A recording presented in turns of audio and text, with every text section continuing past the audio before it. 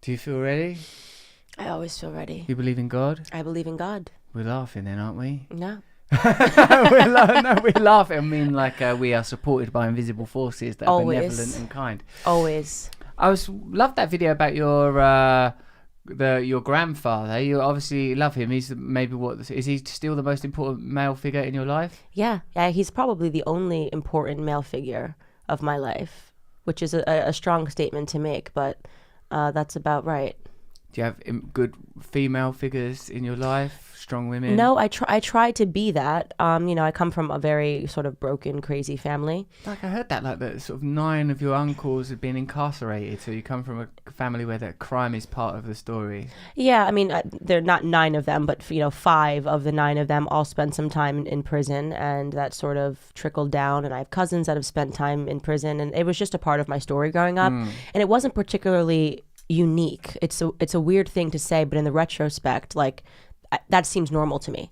Like, we're going to go see your uncle in prison. Okay, sure, that's what you do. I think that's normal for a lot of people. Right. But from other people, it's not extraordinary. Yeah, which really lets you know that you can create different simulations in different pockets of society, and until you travel outside of it to have a different experience, you think it's just the norm. When did that happen for you? When did your life transition from what was, your early determining context to, what was the thing that changed first for you, Candace? Well, I think I was always sort of an alien child. Like my mother says all the time when I was a kid, they were just weirded out by me. Like I never cried. They always thought I could like understand them as a baby in the crib. Ooh. Which is really bizarre.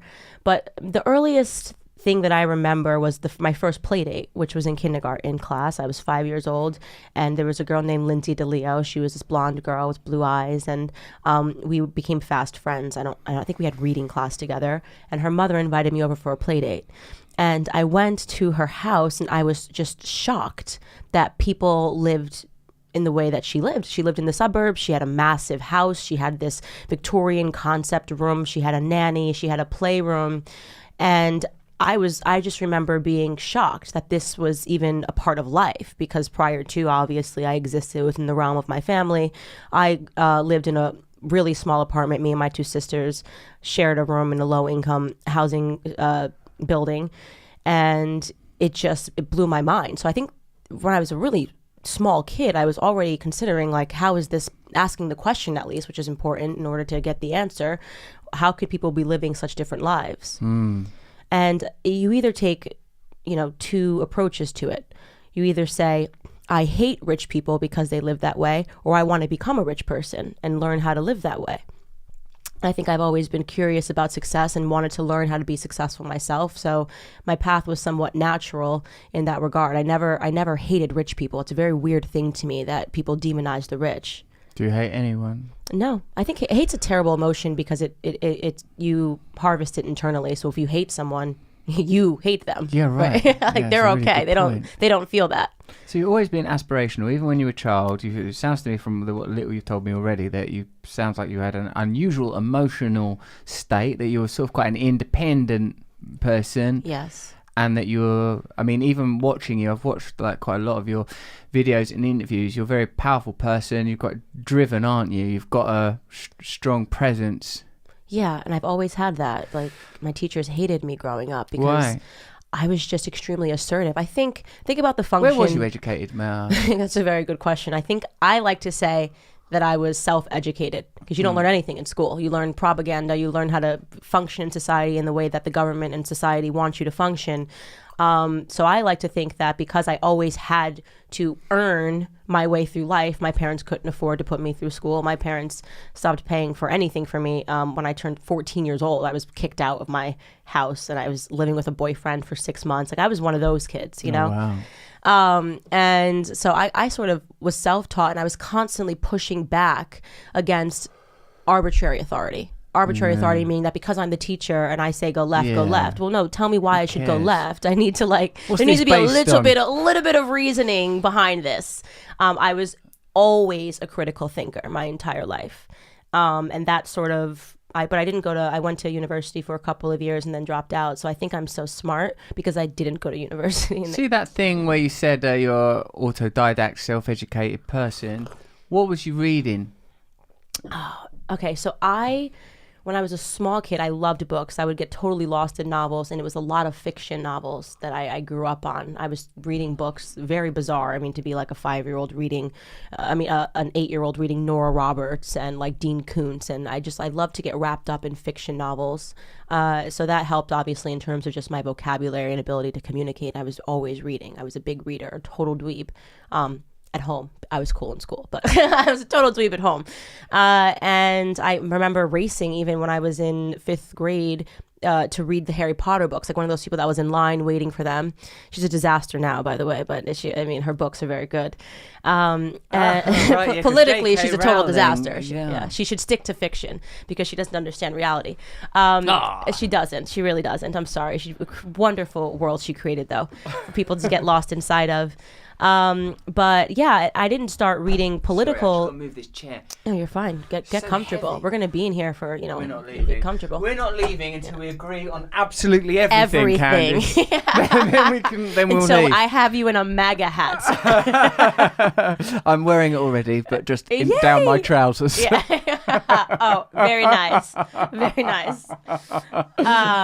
So yeah, I don't know. I didn't start reading, I guess, nonfiction until I got interested in nonfiction and politics and things of that nature, and then I started reading Milton Friedman and Dr. Thomas Sowell. Ooh. Tell me, what are that? Because I haven't understood any of these references, like even those fictional ones you were reading when you were a kid. Now, what are these Milton, these modern, more recent ones? You know Milton Friedman. Oh, the economist. Yeah, and Dr. Thomas Sowell is also an economist, but he's a black economist, which was the most important reading that I could have done. Why? Because he just completely makes you understand that people are using and manipulating you because of the color of your skin. And he just uses fact-based logic and reasons and world history, and will bring you backward and forward and, show you basic theses like they make you think that because you're a minority, that means that you're behind. And that's the history of the world tells us that that's not true. In the Ottoman Empire, the Greeks owned the banks. That was a Turkish empire. The Greeks owned the banks and were doing the best in that economy. So he just goes through world history and just shows you pretty much all of the fallacies and all of the emotional arguments that are made, and basically tells you if you want to get ahead in life and start from nothing, you have to abandon these arguments, these emotional arguments, and understand the facts and how it is that you can start behind and get ahead. And that's what I chose to do. Do you think there are certain philosophical ideas that may have a truth to them when practiced on the level of the individual, but when translated to a social scale become more complex and break down a little? Sure, socialism, because it's utopian, because it takes it, what about individualism itself? Because like what I feel, Candace, is you're a powerful person, you're driven, you've come from nothing and you've achieved a lot in your life, and it feels to me, at least, and I don't to suggest this to you because you've not directly said this. Well, I think you maybe have directly said stuff like, well, if I can do this, you should do it. Right. Like now, but that kind of, for me, is to deny your unique abilities and your unique qualities. Even having drive and the willingness to work hard is in itself an endowment. It's right. Well, I don't say you can do what I've done, right? I don't say that you're going to follow everything that I've done. I actually hope that my kids never have to live through, or see the things that I had to see growing up. Why would I want that? I don't think people should. I mean, I don't want my children to go see their uncles in prison or to struggle financially and not to be able to afford to go on a school trip. I don't think that that's a necessary thing for you to understand how to become successful. But what I do demand is that people abandon a victim mentality, right? I think that has become a cancer in our society. Victim mentality. I've seen you talk about this. Yes. Now, give us some background on it, because some English people won't know what you mean. It's just the oppression Olympics. Everybody wants to say, I deserve more because I'm more oppressed than you. Oh, okay. Well, you might say, I might say that I'm more oppressed than you because I'm black, right? And you're white. So instantly I'm more oppressed and I deserve more and my voice should be louder. And then we say, okay, well, you're a male and I'm a woman. So instantly I deserve even more because I'm a woman and you're a male, and women are more oppressed, which is totally a lie. And I should have my voice heard louder. And then you keep going, gay, straight, and they've created all of these little pockets, and you have to figure out who is the most oppressed person. I guess it would be a disabled black female gay person would probably be the most. If you want to win the oppression Olympics, that's it. And everyone should fawn over you, and everything you say should count and should matter. And it's absolute crap. The victim mentality is what's stopping most people from getting from point A to point B. I see what you mean, but if I imagine a gay disabled, and if you are gay disabled, what was the other Black bit? female. Black female. Yeah. If I imagine that person, I don't and I'm sure there's, even within that category, I'm sure there's lots of variety.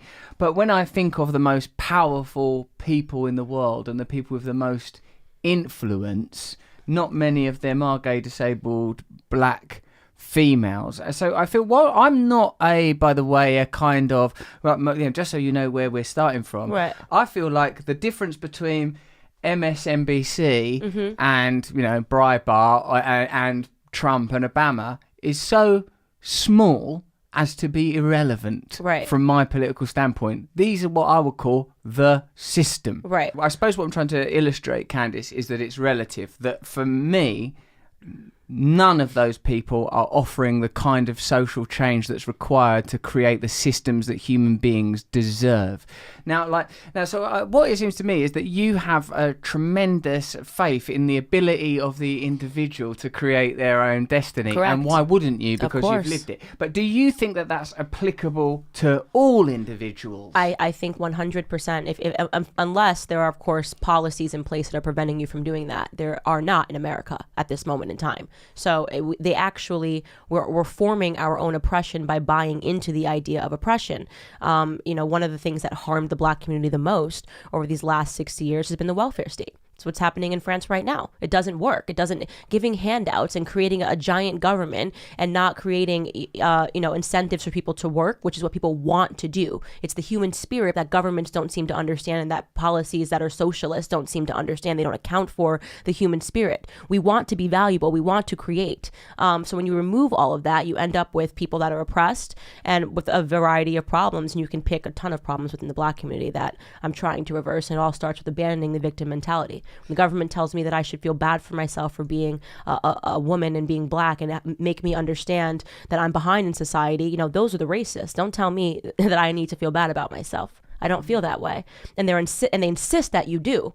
So the greatest challenge and also the most fun, I think, that I have on these college campuses is that you want to see if a black person, you want to see who the real racists are, tell people that as a black person, you don't see yourself as a victim. They lose their goddamn minds. That's why they hate me. Read the articles about me. They call me a neo-Nazi, The Guardian, right? Neo-Nazi, supporter of white supremacy, because I believe that I can do whatever I want in my life because I have confidence. What does that tell you? That they're rushing to smear me because I believe that black people can do it without government handouts. It means that they insist that black people do it with government handouts. Otherwise, they'd say, all right, she has a perspective. I don't make any policies. I'm not in the government. I'm not running for office. Why does it bother them so much? Right? I feel you. But what I'm saying is where is compassion and love in your philosophy? Where is the place for that?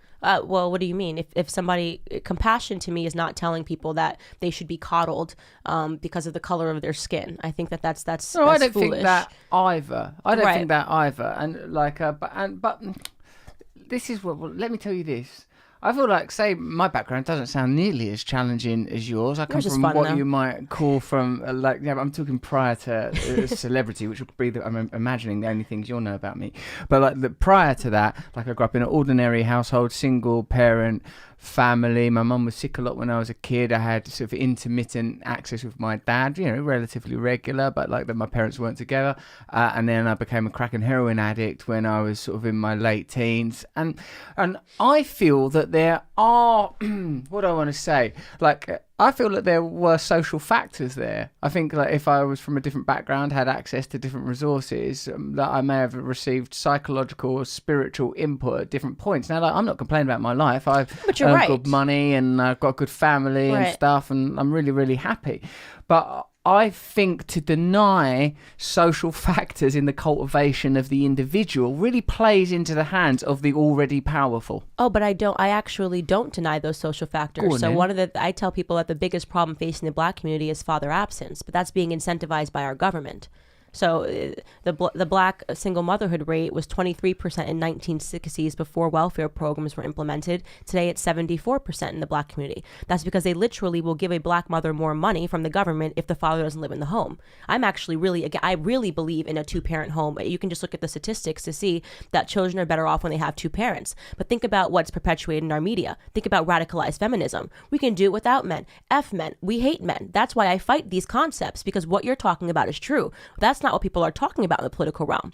They want to get rid of all of that in favor of more government, more government, more government. It's become increasingly radicalized, and it's harming the individual and their chances. You know, when you come from a two-parent home versus a single parent, there are tons of statistics that prove that what you're saying is right.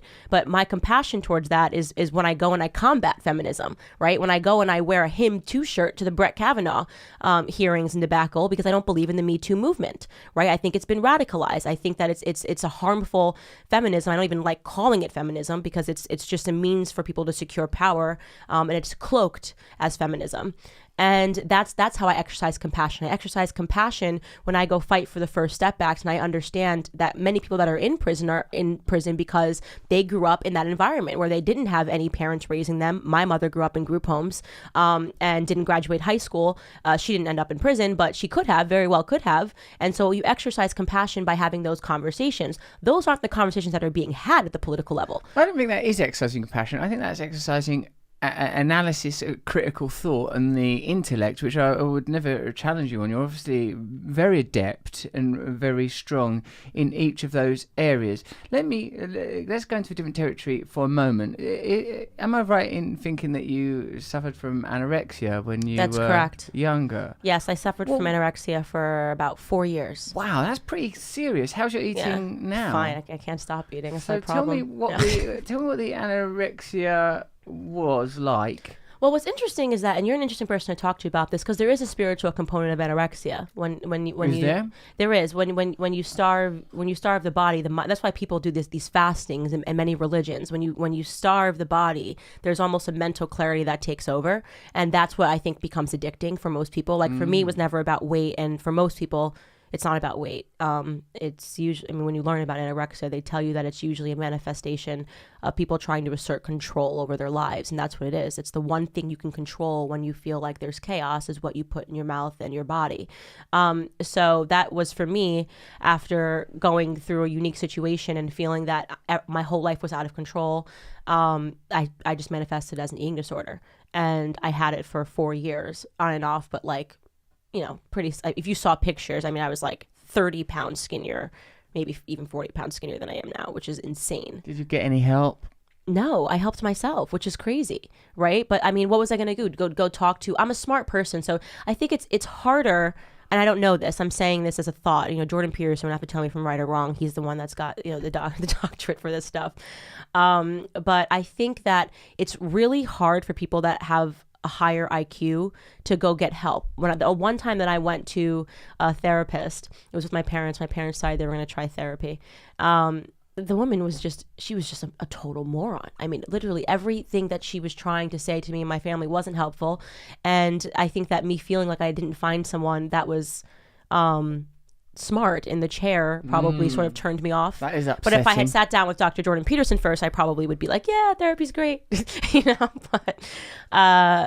But no, I didn't. I just got better. The therapy was ineffective because you found the therapist intellectually and analytically inept. Yeah. But you can't just breeze into I just got better, because anorexia, that's a very, very serious mental condition. I've got friends that are suffering with that, and it's like almost I'm a drug addict, a recovering drug addict, and like my own experience with addiction is that precisely that it's trying to deal with a deficit, right? Not in my belief is that it's a spiritual deficit, a lack of connection, and a dissatisfaction with the material world, an inability to allied into systems that seem erroneous, duplicitous, meaningless, and a powerful need for some values, some spirit. Now, I feel that perhaps there's a comparable that addiction is underscored by, I want to say, some certain universals, whether it's an eating disorder, sexual obsession, right, or obviously drug addiction. What I'm curious about is how that would be resolved, how that would end, where that would go. Well, I had to identify the issue. I mean, what caused my eating disorder? I actually realized that, I went through this experience in high school that was classified as a hate crime. What was that? It was those racist lads, right, was it? Right. Well, I don't consider them racist. What did they do? I think that was part of the reason that I caused an eating Go disorder. on. What happened? But they left me racist voicemails, and then it became this sort. But I don't consider. Well, that is racist. But does that make an individual? But voicemail. But does that make racist? an individual racist? That's the question. Can you do something without having to carry a label for the rest of your life? Can you say something off-putting, which I'm sure you've done many times? Right? You're not the most right. Does people that know that me make you and a listen to homophobic? this. Does that make you a racist? Does that make you a sexist? Can you do I don't an think act I did any of the without having to carry a label racists. for the rest of your I life? did do some of the sexist. Okay. So I hope not, actually. That's my point. So just for this situation, because if there's no forgiveness, how are we going to that's improve the the world? That was my problem. So they did something. It was remarkably stupid. We were also in What high was school. it? They left racist voicemails. Tell me what they said. Well, I don't think I can say those words on here, but you can N-word your way through it. Okay, so dirty N-word, horrible, tar and feather, that dirty N-word. Bloody We're hell, gonna mate. put a bullet in the back of your head like we did to Martin Luther King, right? Terrible stuff. They brought up an icon Right, a lot of African American civil rights. But why did they do that? Right? Nobody cares about the why. They just want to rush and call people racist. Okay. I'm still adjusting. Now, and here's how I got through my eating disorder. So this thing happens. It gets taken out of control. It gets blown up. It's on the front page of a newspaper, and suddenly people are discussing you. And I'm in high school. I'm 17 years old. It's not what people want. I didn't want that to be, my high school story, especially getting ready to go to school. You felt that your personal experience was reappropriated and told back to you, that you were used as an object in someone else's narrative. That's exactly correct. And then now, beyond that, I'll being just called say, a victim. that's terrible racism, what you experienced there. That's really bad. No, I'm actually going to challenge you. I'm going to challenge you. I'm going to challenge you on that. It's on the list, Candace. I'm going to challenge you on things that have happened. It's on there. I'm going to challenge you on that. Ready? Go on. So you say that's terrible racism that I experienced. I say it as a white man. Okay. Or a couple of high school kids, there were 4 kids in that car. One of them I knew, 3 had never laid eyes on me, had never even seen me. How old were they? The youngest person in the car was 14. Are we really going to label a 14-year-old racist for the rest of their life? I mean, this is insane. But of course, it sells newspapers, right? This terrible thing happened in our town, and people suddenly are invested, and moms or suburban moms are writing letters to the editor, and everyone's like, in this because nothing happens, and now they have something that's happened. And the media took what should have been a teaching moment for children. Okay, why did they do it? Well, maybe they had their first beer. One guy in the car is upset with me because I stopped hanging out with him because I got my first boyfriend. He said, we're going to call her and leave her a voicemail. Oh, and she's black. Okay, you give a drunk 14-year-old a phone. By the way, there's no emotional connection. Nobody ever talks about technology and how easy it is to be mean now, right? You can't do that to my face. Would they have called me those things to my face? No, of course not. It's hard to be mean in person. But leaving a voicemail, I'll say anything to this cup. All right, this is Russell Brand. I'll say anything to this goddamn cup. Don't offend the Russell Brand cup, right. Because I'm sensitive about that. All right, okay, but this is what I'm saying. So people don't even consider that we were the first generation that had Facebook and Instagram. And I think it's not pronounced Instagram. That's a strange way of saying Instagram. Instagram. You're like someone on a penny farthing bicycle going past under a parasol. It sounds better that way. We should be calling it Instagram. Okay, I'm with you on that. Instagram. I'm with you on the emphasis on the last syllable of Instagram. I'm coming with you on that, Jenny. Now, it seems to me that was a traumatic incident, and your response to it was anorexia. Think, yeah, which is pretty serious also. Yeah. But I think it's admirable that you're willing to be forgiving of the perpetrators of that, because they admittedly were kids. But I don't think that there's a few things that I think, and I also agree with you that the media capitalize on certain types of hysterical, like a sort of a kind of hysterical attitude because it sells. I don't think there is a genuine, oh no, we're actually really shocked that this racism's happened. How can we end it? I don't think that's what the energy that newspapers run on. I would agree with you on that as well. But the fact that you're being forgiving of that incident and willing to let go of that incident doesn't negate for me the fact that the particular language they used may have been socially resourced. I just want to ask you about something because it happened to me the other day. I'm like there's a English black footballer called Raheem Sterling, bloody good footballer actually, soccer player in your language, and someone called him either a mank C-U-N-T I saw this. or a black C-U-N-T. I saw that. So he's pissed off about it, Raheem Sterling, and the understandably. guy lost his job, and the guy lost his job. We can discuss that aspect of it in a minute. Right. What I was like, and Raheem Sterling Instagrammed a post saying like, here's two stories. One's about like a black footballer buying his mum a house. One's about a white footballer buying his mum a house. And the one about the white footballer is like, lovely young white footballer buys mum house. And the one about the black footballer buying his mum a house is, flash, little bastard buys mum house, right? So Raheem Sterling, brilliantly, like sort of selects these two stories about the same subject and notes how one is rendered as a kind of like negatively and one is rendered positively. Right. And Raheem Sterling says that this is racially motivated. Now, like, I don't think I need to be a black person to say, yeah, that for me aligns with the way that the media functions in perpetuating certain narratives. And whilst you say the perpetuation of the victim narrative is disempowering African Americans or perhaps even black people worldwide, I'm not fully sure of how or the breadth of your philosophy. I think it is what do I want to say, myopic to suggest that the powerful cultural narratives and historic oppression don't play a part in people's current economic poverty, whilst the way out of that I would accept would be individual culpability and individual will. Not everyone has that. Right. Not everyone has that. Not everyone has that drive, that power. Some people need support. Now, the role of the state and the veracity of the state's intentions are certainly things I question as well. Do I think that the Democrat Party are super kind, wonderful people? Well, let's have a look at the last 20 years. How did that work out? How were African Americans treated under Barack Obama? Like, so, we've got the evidence, the data's in. It's right. Neither party works particularly well. But for me to deny that there is an impact of social, economic and historic conditions on the individual experience of people, and and those conditions are not affected by race, for me, I don't think that's true, Candace. No, well, first off, I want to go to your two articles because you used the word myopic. Okay, you used a sample of two articles to come up with this great conclusion. It's Raheem Sterling's. Is every single, I understand that, is every single article about a black person buying a house negative? Or did you find one that was and do a comparative analysis? Hold on, it's Raheem Sterling. Hold on. Is every single article of a white person buying a house positive? Or did you find an article of white person positive and now you've used this to say that this means that every single white person that an article is written about is true or false? I have a problem with this data set, and this is what we see over and over again. It's the same thing that they do when they extract the 16 unarmed black men that are shot and killed by police officers every year. But forget to mention that there's a higher rate for white people. You did the exact same thing that I can't stand. Listen. It was actually Raheem Sterling. I found two articles. Get Raheem this Sterling. now must be a universal truth. Hold on a second. I'm Russell Brand, and I found two articles. You better calm down, because firstly, it was Raheem Sterling that did that. So that counts for, we'll times it by 1,000. No, hold on. What I'm saying is I'm going to get Raheem Sterling's number and you can bull him out because he's probably better equipped to deal with it. This is how the media creates a simulation. Hold on. One side by side, and now it's universal truth here on the Russell Brand. Oh, you're amazing. Yeah. Listen to me for a second, please.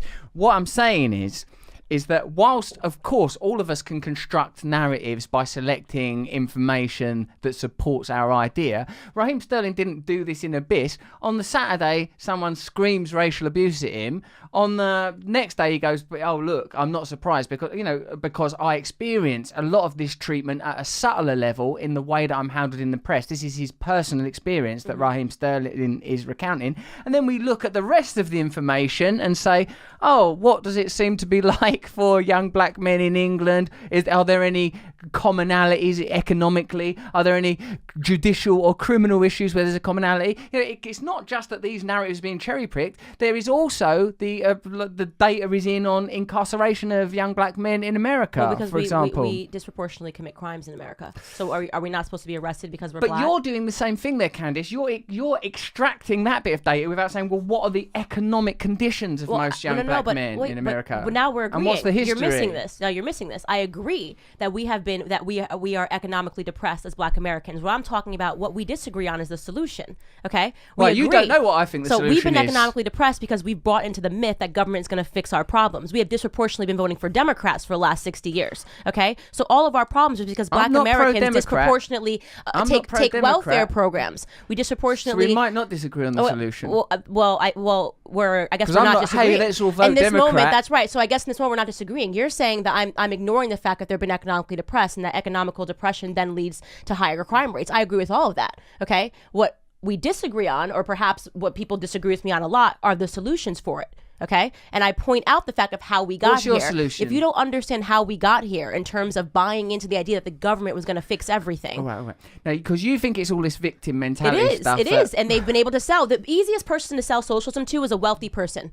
Go to Hollywood. They're like the number one socialist because they feel guilty about socialism. It's true. No, but That's because not they feel socialism. guilty about their wealth. You are the perfect stereotype of somebody that I could get to grow government with. Russell, look at these poor people.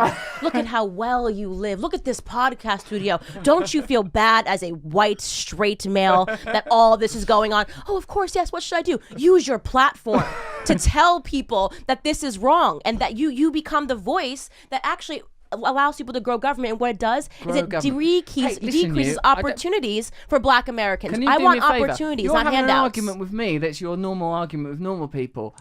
You're going to have to... I'm actually just having fun. Don't throw that smile in. Don't start using that. Let's have some rules in here, Candace. Right? You got me all fired up. Because I'm not I'm not a liberal. I'm, if anything, an anarchist. All right? An anarcho-syndicalist. I agree with you. Yeah, decentralized government. But where I feel you and I are gonna disagree is on the level of extending compassion, love. You want to give out hugs? Well, what do you mean? How would you? Well, no, hold on a minute. You're the give guest out on this compassion? podcast. Yeah. How would you give out compassion? It would be some hugs, yes. Tell it would me, be some hugs. But but I also want to ask you, what is your solution? If we both agree that the sort of centrist left, and you can't call those people communists, you really can't. There's the difference between them is negligible. The difference between the Republicans and the Democrats is negligible in terms of a holistic global philosophy to inculcate and spread real meaningful change. All right. But you as a conservative, a believer in conservatism, what is the solution? We want limited government. We want free markets and a society where people can have. We've had that. We've got that now. No. You maniac. Well, first off, it is working in America. This is why this is the lowest rate ever for black unemployment is right now under Donald Trump, who is allegedly the most racist president if you read The Guardian, right? Like, he's so racist. Well, he sucks at racism because black Americans are doing so much better. There's been a 400% increase in black-owned businesses because there's opportunities. He's making sure that there are actually opportunities. Do you believe in these sort of figures? Do I believe in them? Yeah, those sort of figures. When people, when governments go, and we found out that the unemployment's dropped, they've just stopped welfare for a load of people. When they go 400% growth in black businesses, there'll be some state-sponsored initiative where you can start your own business. Let me tell you something. It'll be some bullshit thing. No. You know that. You can't trust them. No. If you don't, do you know what? If you don't believe in the Democrat Party, how can you believe in the Republican Party when the difference is negligible? Anybody ever heard me say vote Republican? I don't know. I actually don't care. It doesn't happen. I'm independent. I'm an anarchist. Yeah, I mean, I'm independent. Okay, so I vote based on the candidate, and the only candidate that I believe in is Donald Trump. And let me tell you, he's neither Republican or Democrat, which was so interesting to watch you on The View. Let me tell you why. Or Russ? I've watched you before. I used to watch your YouTube channels before I even was conservative. I used to watch all of your thoughts, and I was like, yeah, this guy's really smart. He's really got it. You understand the problem with the establishment. But what you didn't realize was that Trump was anti-establishment. Because, and you know why? You get fooled by wealth. You think wealth automatically makes you establishment. It doesn't. Obviously, he's not establishment, or he wouldn't have the entire mainstream media and two parties that were opposing him. He was the antithesis of all of that. And he came and he slammed all of it, and he won. So I'm a Trump supporter. And people call that Trumplicans, like, a portion of the Republican Party, because he had to run on either one ticket or the other. He ran as a Republican. But Trump is by no means. He calls it the swamp for a reason. And but do you think that truly that the establishment is opposed to Trump? I know, like that media noise and static and shash. I agree with you. I read the stuff about him, but he is the president of the United States. And what do you really think he would do for vulnerable, ordinary people? And do you not think that a commercial and capitalist society does create huge hierarchies and pyramids that lead most people to be not most people, a significant percentage of the population to not have access to sufficient resources, and create systems that are unfair? No, that you don't think it's that. not. If you're saying to me unfair? that because some person is less driven than me, I was able to accomplish more and I was rewarded for it, that's unfair. No, that's not unfair. As long as we are provided the same opportunities, which in America our system is, if you work hard and you're willing to work hard, you will be rewarded. Now, I don't agree with that system, because some people do. And by the way, capitalism is the only place. proven economic model that lifts people out of poverty.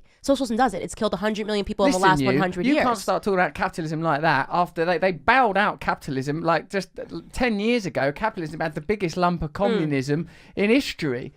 Like, it just was completely state-sponsored. The whole thing's artificially inflated. Okay, that system, surviving by the merits that it espouses, survival of the fittest, would be long dead. If we're talking long about... dead. It died in 2008. If we're talking about corruption and bail, I don't think they should have been bailed out. So Nor do I. Yeah, so I agree with you. on. Yeah, I 100% agree with you. That's exactly right, because that's not true capitalism. That wasn't true capitalism. So what should have happened there? They should have let them go under. I believe the markets always fix themselves. So everybody in the... Like, all of the people that paid for that bailout out of their taxes, that had their houses reclaimed, that had their houses foreclosed, they're right to be angry. You won't get an argument from me. Do you think that Donald Trump's going to address that? Do you No, think Donald Trump's going to say, right, we're going to Goldman Sachs, we're shutting down banks, we're giving these people their houses back? Unfortunately, he wasn't the president of the United States. Yeah, but he is now. Time. And no. do you think... And he's not. No, he's not going to. He didn't run on that. But what he is going to do is make sure... Because his philosophy is basically in alignment with crony supporting... capitalism is what we're talking about. And that's something that I'm fully against, So, but I'm talking about just as an economic model. Capitalism is the only proven model that lifts people out of poverty, which is why I don't agree with that. Right, but that it's we're talking wrong. about when the That's banks wrong. all It doesn't collude. lift That's people terrible. out of capitalism. It's terrible. Like, capitalism doesn't do that. Yes, it does. That's why. Why do you think America is America? What made America America? What are you talking about when you say America? Do you think there is one thing called America underneath a flag? Like, we're like, yippee-yi-yay, this is America. Yes, there's the America of poor people. There's the America of rich people. There's all sorts of America. There's all sorts of experience of America. In America, it is proven that if you make good choices, if you stay out of trouble, if you don't have children out of wedlock, and you have a job, you will... All right, there's like moral codes. Yeah, there is. That's it. And you'll be successful. That's it. That's all you have to do. But in the interim, you're in a part of a school system that sells you 1,000 ways that you're being victimized, and people, as opposed to going to work, are wearing pussy hats and protesting a fair and free election. I do agree there's aspects of the education system that are hugely disempowering. It's propaganda. Fair enough. Like, disempowering to ordinary people. I think we do disagree on some of the solutions. Now, see, imagine this, like you when you were like 14, you've got the anorexia and you can't get therapeutic help because you're too bloody clever. What do we do in the instance of a young woman or a girl that's suffering from anorexia and doesn't have your drive? What happens in this situation? This is a person, wouldn't you agree, that requires help, compassion, love, support, and who do you propose should provide that? Hopefully her parents. What if her parents... What do you think, the government's going to just like create programs for anorexics to go to places? I mean, if an anorexic seeks help, it seeks therapeutical help, then they have to go. Why would to a that be so therapist. bad if the government did create... That's to me, it's ridiculous. Why though? Why? It's so ridiculous. The idea of but just... hold on a minute, it just spends trillions on bailing out banks. Why can't we bail out some anorexics? If we're not bailing out anorexics, it's that... We bailed out the banks. The government is not God. They are not the solution to all your problems. Families, the community, your friends, things of that nature. People forgot about that whole thing that happens, right? Where like, where is the girl going to go? Does she have parents? Is there anyone you can go to before you start worshiping the government to fix it? What am I going to do? I don't have any money in my account. Is there a government program that will fix it? What am I going to do? I have anorexia. Is there a This is what's wrong with the world. People don't remember life before government was big. What I'm astonished by is your belief that the government is this sort of friendly, benevolent, That's fairy your belief. You're the one that godmother. wants them to No, grow I don't it. believe in that. You're the one that thinks I there should believe be that it's a programs for draconian anorexics. machine, No, empowering and yet you want to people, grow it. conditioning people. And yet you want to grow it. You think there should be an Hold on, when have I anorexia said- department, I and then do. they'll walk around with their binders, and they'll do inspections Kiss on the me. anorexics. Right? Seriously, you do. You're Listen, not ideologically no, I don't consistent. agree with that. I don't. That's not what I think. I don't. Can we abolish the anorexic programs for government we just created? No, Strike it that's- from the list. We're taking. Strike it from the list. Your taxes are going up considerably for my cuddly, cozy anorexia program. Then we need a further 10% for little pudding and pie drug addicts that are so down in the dumps too that all they much. can do is Yeah, but I take mean, heroin all day long. Community. This used to be a thing. Communities used to get Look, together I agree, in cities but and towns. do you not think this individualistic culture is in itself destroying the principles at a spiritual, human level of community? Do you not think when people see this economic inequality, this disparity, I'm not talking about hating your little rich friend Lola Bell or whoever it was, you went round to see her nanny and were infuriated by it, but thought, oh, well, maybe one day I'll have my own nanny. Do you not think that economic inequality creates in a human being a sense of injustice, of unfairness? Because people, do you know what, Candace? 90% of people that are rich, do you know why they're rich? They was born rich. Okay, I can tell you something. I think that economic disparity creates that feeling, but a fundamental understanding in economics can help Do you you know conquer that the most people that are rich are born rich? It's not like there's a tiny minority of people that are like you that come from a poor background and manage to overcome it. And this is what's a problem I've noticed with a lot of great people is they sort of believe that their greatness is something that can be replicated, and I don't think it can. I see. So I believe in the individual. You don't. That's I our believe fundamental differences. that the primary goal of the individual should be to serve the community. I do not believe that the primary goal of What an do you think individual, the primary I goal think of the that once an individual should be? individual To feels serve that they the have individual? served, so you're discounting the human spirit. I'm The not hu- discounting yes, it. I'm is. saying that's all Let me there ask you- is. Let me ask you. No, there's not. In humanity, think of animals in the wild. You don't even have to go to humanity. We can just think about animals in the wild. What is our human instinct, okay? Are you going to make sure that everyone on this block is fed before you feed yourself? Do you go around and say, hey, have you had breakfast this morning? Hey, have you had breakfast this morning? Hey, or you're going to make sure you're eating. And if you have an excess, of course you're going to do the human condition, and our incentives are going to be to want to help Are you people. mental? Incest. The richest 15 people on the planet have got as much accumulative wealth as the poorest 5 billion. But that's an excess. No. That's an excess. Okay. Excuse me. First and foremost, you're talking about literally 0.00001% of the world is what Let's you're talking get 'em. about. Okay, Let's but get 'em. and what are they preaching? What do they want? Socialism, so that nobody else has the opportunity to become what they've become. They're the ones that are They're pushing not preaching forward. socialism. Yes, That's not they real are. socialism. Well, Are you kidding? George Soros doesn't want socialist policies. Jeff Bezos, the richest man in the world, doesn't want socialist policies. They want to make sure that no one else has the opportunity to get to where they we need got. to discuss our language, me and you, because We do. Here's what my socialism looks like. Take Jeff Bezos' wealth from him, except for a reasonable stipend for him to live on. Something like, he can have 10 million a year or something. Tax Amazon to the ground. So the rich people pay for 85% of all of the taxes. You think they should pay for even more? Do you think That's fact. statistically That's true? fact. Yes. Don't look at me with I'm telling that's you, fact. that's a fact. Face. The top 10% pay for 85% of all the taxes. When people say they're going to raise their taxes more, I'm just like, how much more? Should we just say just pay for all the taxes? I say this, that there is no, when you're about to use an example from the natural world, and then I'm talking about you America, backed by the off way. it, I didn't forgot you? that I'm in.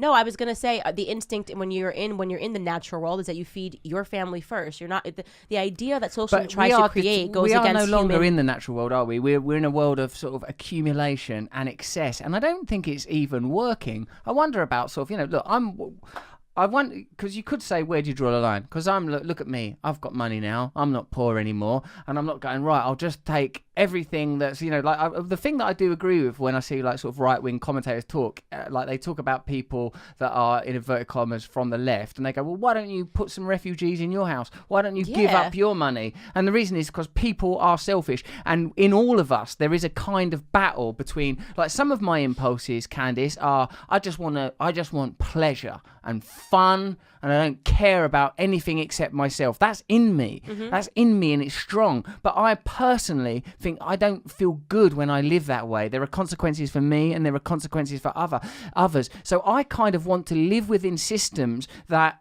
encourage collective and communal values. That instead theft. We're talking about theft. No, we're not talking about demanding theft. that people give up their stuff is theft. But it sounds pretty when you say encourage, incentives. No, when the government comes and demands that I give to someone else, that's theft. You keep translating what I'm saying into... No, you're not helping me. He's talking about theft. You're translating what I'm saying into rhetoric that you can argue with, creating straw men of my words as we go, so you can kick them over. Is theft. No, that's. I'm not saying that. I'm not espousing the values of big government. I'm not saying that there's any political party that currently exists that in any way represents my views. I'm just asking if in politics, both personally and collectively, there's room for a little more compassion and love. And whilst I agree with your that there is something easy to fetishize about individual achievements in your own case or wherever we see greatness, we can't take that example of the ability of the individual to overcome adversity to condemn people that haven't been able to. Like, where is there a role then for compassion and kindness? I'm not saying let's create a big government and take away. Not in politics. So my thing is that the conversation should be completely separate. Americans give $500 billion in charity every single year. Okay, it has been proven that when you lower the tax rate, when government stays out of our paycheck, we actually give more. That we're inclined to. If you have more money and you're able to do it, of course you want to give and you want to help. When the government is saying we're going to tax your business, if you're successful, you're going to get taxed more. What is the incentive for you to want to jump and build a business if you know that you're going to be penalized for it? You're going to be penalized for success. That's why we believe in limited government. When I say we, obviously I work for an organization, Turning Point USA. Oh yeah, what's that all about? It's a winning. Turning Point USA. We're launching it in the UK, TP UK. That's what this whole trip is about. It sounds good. Hold on a minute. You're launching Turning Point, and like Turning Point is what? What do you want us to turn to? It's conservative principles taught in the school system because the kids are learning this lolly-dolly merry-go-round. The world's going to be purple, and we're all going to have lollipops in the school systems, and then possibly from your podcast. I guess I haven't watched enough episodes. And it's just not. It's the truest, the economic model of letting people find success because they're willing to work hard. If you don't want to work hard, you shouldn't be rewarded. I don't believe in that. I don't believe, well, what about the person who doesn't have your drive? Why should economic systems govern the way that we live our lives? Why is there not room for people to be different? Why is it that a person's value and worth should be distilled into That's called the natural market. You can't make that go away. That's not called the natural market. Yes, it is. You can't make that go away, no matter what. Tell me in the history of the world where there hasn't been some give and some take. You can't make that go away. There's no magic wand that you can wave that's going to make human incentives and what happens in humanity go away. Doesn't matter how rich or how poor society is. There's going to be give, there's going to be take. People are going to create natural markets. I have 3 apples, I'll give you 2 apples if you give me this. I mean, that it just happens. This is the way the world works. Yeah, I appreciate that we have certain natural impulses to trade and to cooperate. I suppose where you and I are arguing vociferously and passionately, Candace, is on the front of firstly, I disagree with you that there are no social and economic factors that contribute, for example, to the phenomena of poverty and persecution of African Americans or people of, like in this country. I think the experience of being a Muslim is probably difficult because of the way Islam is reported about. That doesn't mean that, I don't see that there's this thing called terrorism, but that in itself is somewhat underwritten by the colonial project. It's like you sort of deny that history has happened. No, I'm not denying that it's happened. I'm just denying that I live in history. I don't live in history. I didn't go through slavery. We live in the present. That's a very important spiritual principle. This is what people harp on. Then this is why they want you to focus on this when you're in school. Look at what happened. That's why you're oppressed. No, it's not. Black people were actually outpacing white Americans in the 1950s under Jim Crow in terms of economic growth until we implemented the welfare programs. We were outpacing them. There were businesses because our families were together. There was the divorce rates isn't what it was. People were married. Our families were together. We had jobs. We were starting businesses. My grandfather did better than my father did. Okay, my grandfather grew up in a segregated South. How did he do that? Because there wasn't all of this crazy nonsense. He never took welfare. There wasn't all this government regulation. He started his own business, and that is how you create a successful individual. My grandfather never ever once considered himself to be a victim. He doesn't. I don't think you can play the victim game. Anecdotal examples of individual success. I'm not. But I'm telling you that turn it into a system of government. I don't think you can realistically argue that the removal of welfare will make people go, I'm going to become a go-getter now. Because I think there are. But you can argue because it's not anecdotal. It's a fact. You can't argue it. Black people were doing better under Jim Crow economically than we're doing today. How is that possible? Explain it to me. I want to learn. I think the same way that you're saying that people have an automatic impulse to trade, I think we also have an automatic impulse to help one another. Yes. And I think that what maybe has happened over the last, I don't know, 100 years, perhaps it's part of, sort of a post-colonial thing, is that there's been such disparity, such bifurcation of worlds, that there's like an impoverished class that are forgotten and I would say deeply underserved. For me, I'm not qualified to talk on the issue of race, but for me, intuitively, a lot of what you say is, God, I know that some black people are really offended by it and hurt by it and feel that it's a denial of Why aren't you qualified experience. to talk about race? Because I've had no personal experience of being a black person. No one's ever used the N-word. Doesn't mean you can't. You're not qualified to talk about race. Yeah, no, I'd talk about anything. As a matter of fact, I mean, 90% of the things I say, I'm just making up as I go along. I'm sure that comes across. But my fact is the same way that I don't know about what the female experience is. This is what I know what it's like to be. I do know what it's like to feel oppressed. I do know what it's like to feel not heard. I do know what it's like to feel vulnerable. And I do feel that as a person that can be quite rapacious, quite greedy, quite individualistic, that when I live within systems that encourage those aspects of my nature by saying, look, you make your own luck in life. If you're willing to work hard, you can become anything no matter where you're from. In a sense, my life journey has been that. I come from an ordinary working class family in Essex, single parent family, and now, whoop-de-doo, I'm rich. But that has not left me thinking, yeah, fuck you, everyone else. But it's not you. So I want to drive this point home, because it is, you used to be more on the Hollywood scene in LA. This is why when these leftist politicians want to sell these ideas that are essentially just going to make sure that nobody has an opportunity but everybody's married to the government, they turn to Hollywood, because it's so easy to make you guys feel guilty. I'm not them guys anymore, but it's so easy to make people like you. You could still say that you're in the sphere of influencers, Hollywood influencers. You started your career as an actor, right? I mean, so you could still say it's so easy to make them feel guilty, because most of them aren't really politically savvy. They can't have even the discussion that we're having. They have no idea what's going on, but they know that they feel so guilty about being wealthy that I can come to you and I can say to you. Why do you think people feel guilty about being wealthy? Because people make them feel guilty about being wealthy, and they don't understand economics. They don't realize that they provide jobs. Okay, when Kim Kardashian became Kim Kardashian, should she feel guilty about that? How many people are now employed because of the Kardashian empire? Look. How many people are employed because of Twitter?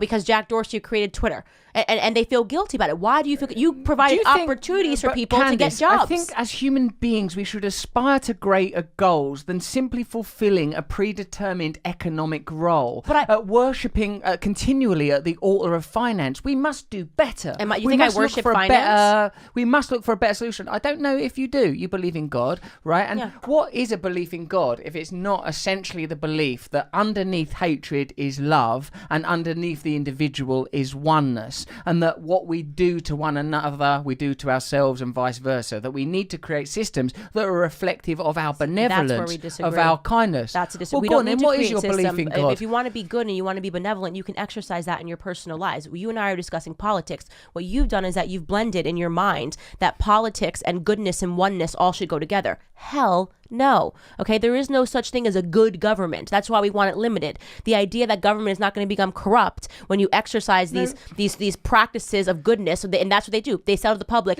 We're going to be good for you, and we're going to extract all of your dollars, and everyone is going to be equally poor. Incredibly naive thing to say, and I'm startled that you've said it. The reason that they want government to be impeded is because it's easier to make money when there's huge deregulation. That's why there was the 2008 crash, because the previous 20 years there'd been loads and loads of deregulation under the Clintons. Like for me, they all end up in the same basket. Right. all of them. So you're admitting that government is corrupt, and yet you think that government is a solution to solve corrupt government. I'm talking about different. I'm not talking about. It's lovely to talk to you, because I actually think that because we are seemingly from so far apart, we have an odd unity in that we both agree that government as it currently exists is what do I want to say, unacceptable, ineffective, correct, negative, malevolent. No but problem you think there. The solution Completely is agree. A different kind of government. And you think the solution is to give yet more power to the already powerful. I think that government only function as administrators to the individual. for transnational corporations. To the individual. No, I never said give more. What is the individual? Where's the individual? More power to the individual. I don't want to give up. I don't want to give up all all of my rights Why to a should you? government that's arbitrary, that's going to tell me how to live, to tell me what to say. I don't think anyone's going to take away your rights. How could they? But what I'm I'll call interested Trump. in, I don't think you need to call anybody. You're enough as you are.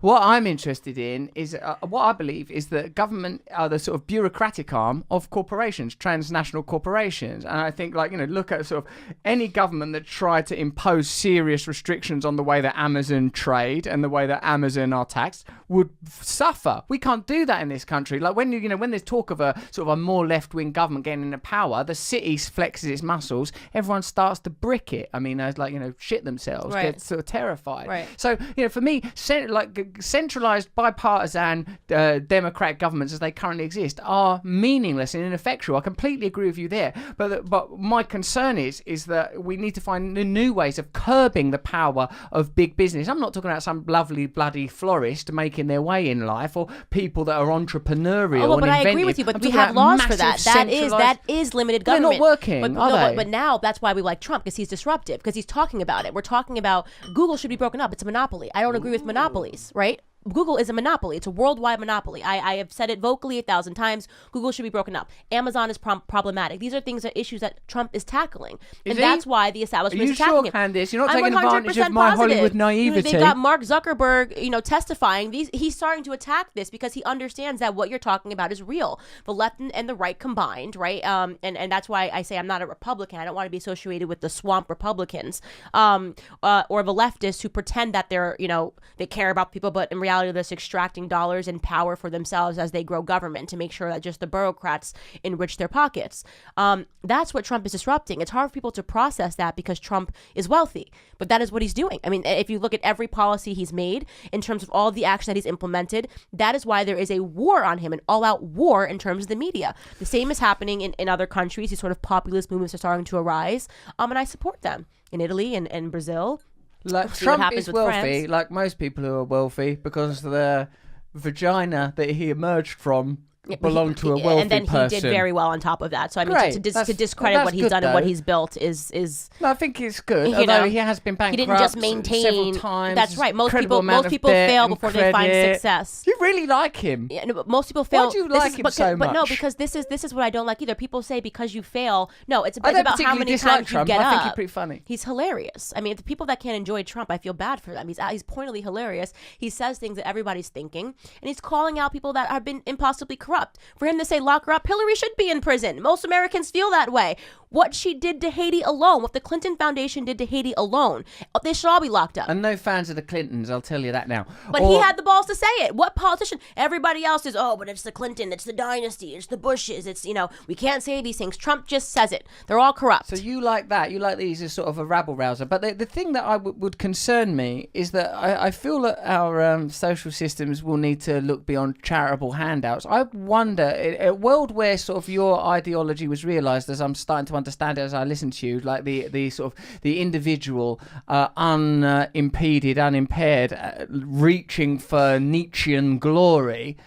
What happens to people that are not endowed with the facilities to achieve that? Because we are existing on a spectrum, as you say. Some people just need a bit of help and a bit of love. To tell the truth, if I hadn't been helped to get into a treatment centre, I'd still be on drugs. If I didn't have other people helping me to stay clean one day at a time, I think I might relapse. I'm invisibly held by relationships to people that are kind and compassionate to me. And if it wasn't for Does that those go away? relationships...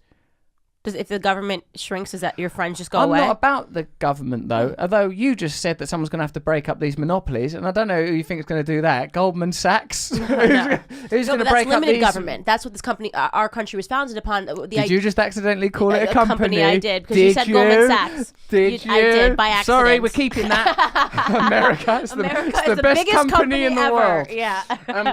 But Britain was essentially just the sort of a front for the colonising powers of the East India Tea Company. Right. So I believe in limited government. That I believe that government should come because we learned from the late 19th century, early 20th century that once if businesses run, and they'll eventually create monopolies, and that's what we're seeing, I think, happen with Google. And the function of the government is to protect us against that, so that there's opportunities for the little guy and small businesses to get in and to compete with these bigger companies.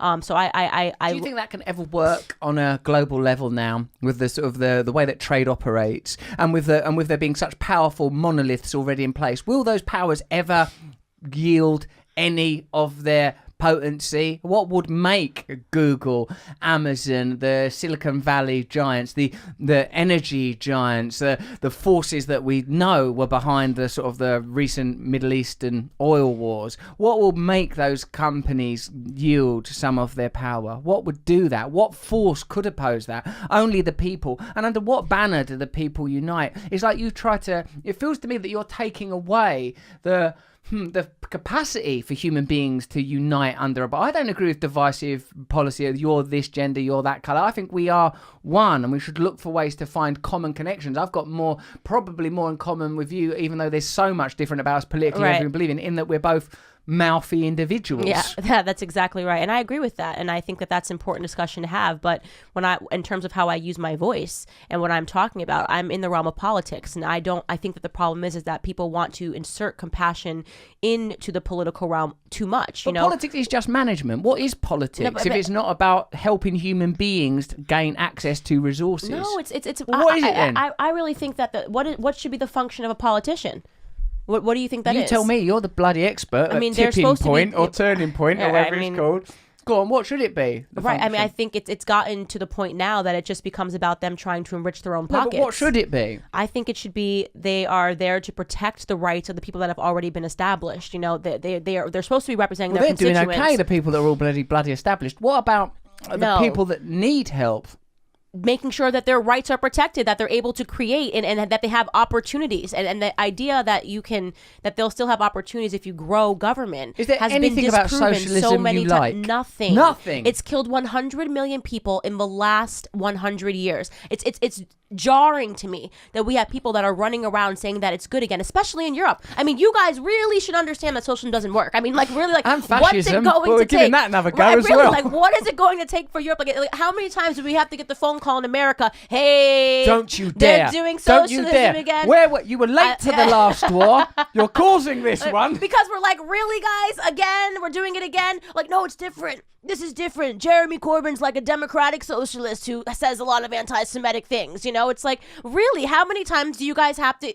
What's it going to take for you guys to learn your lesson? I mean, that's how I feel, at least in America. And I love my Brits. Look, we fight, we end the wars together. So that's why we're doing TPUK, because it's like, all right, it's getting a little crazy again. We might have to step in and insert some like normal conservative principles again into the dialogue, because we've got it's gone crazy. The socialists, it doesn't work. It's not gone crazy. There is no meaningful socialism at any level of power. Yes, anywhere. It's cloaked. Listen, anywhere. What's it cloaked in? What do you Capitalism. mean? What do you mean anywhere? Venezuela.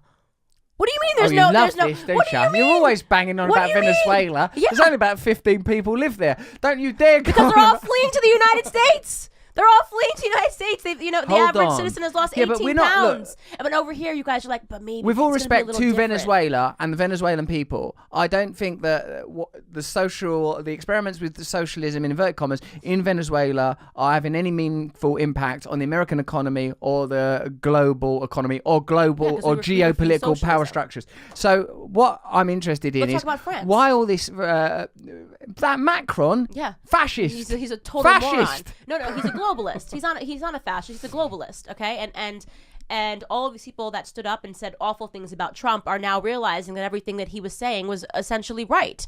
And his people, think about what's going on in France is fascinating. The far left and the far right are together rioting in the streets.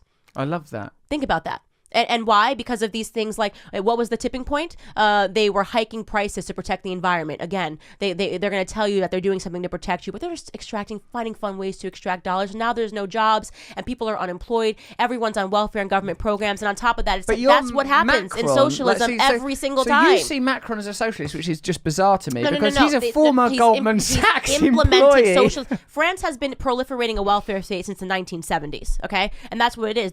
People don't work in France. They're lazy. And that's what happens in a socialist model. Everyone becomes lazy because you're going to say, if you become rich, I'm going to tax you. Then why the hell am I going to work? I don't think we'll all sit back and wait for the government to give us handouts. Oh, wait, that can't happen because now there's no one left to tax. Everybody's equally. You guys are right. Socialism does bring equality. Equal poverty. Candace! For socialism, if you want equality, they will give you equal poverty. Look, I've been a bit glib and a bit silly at several points during this conversation because I find you very charming and interesting to talk to.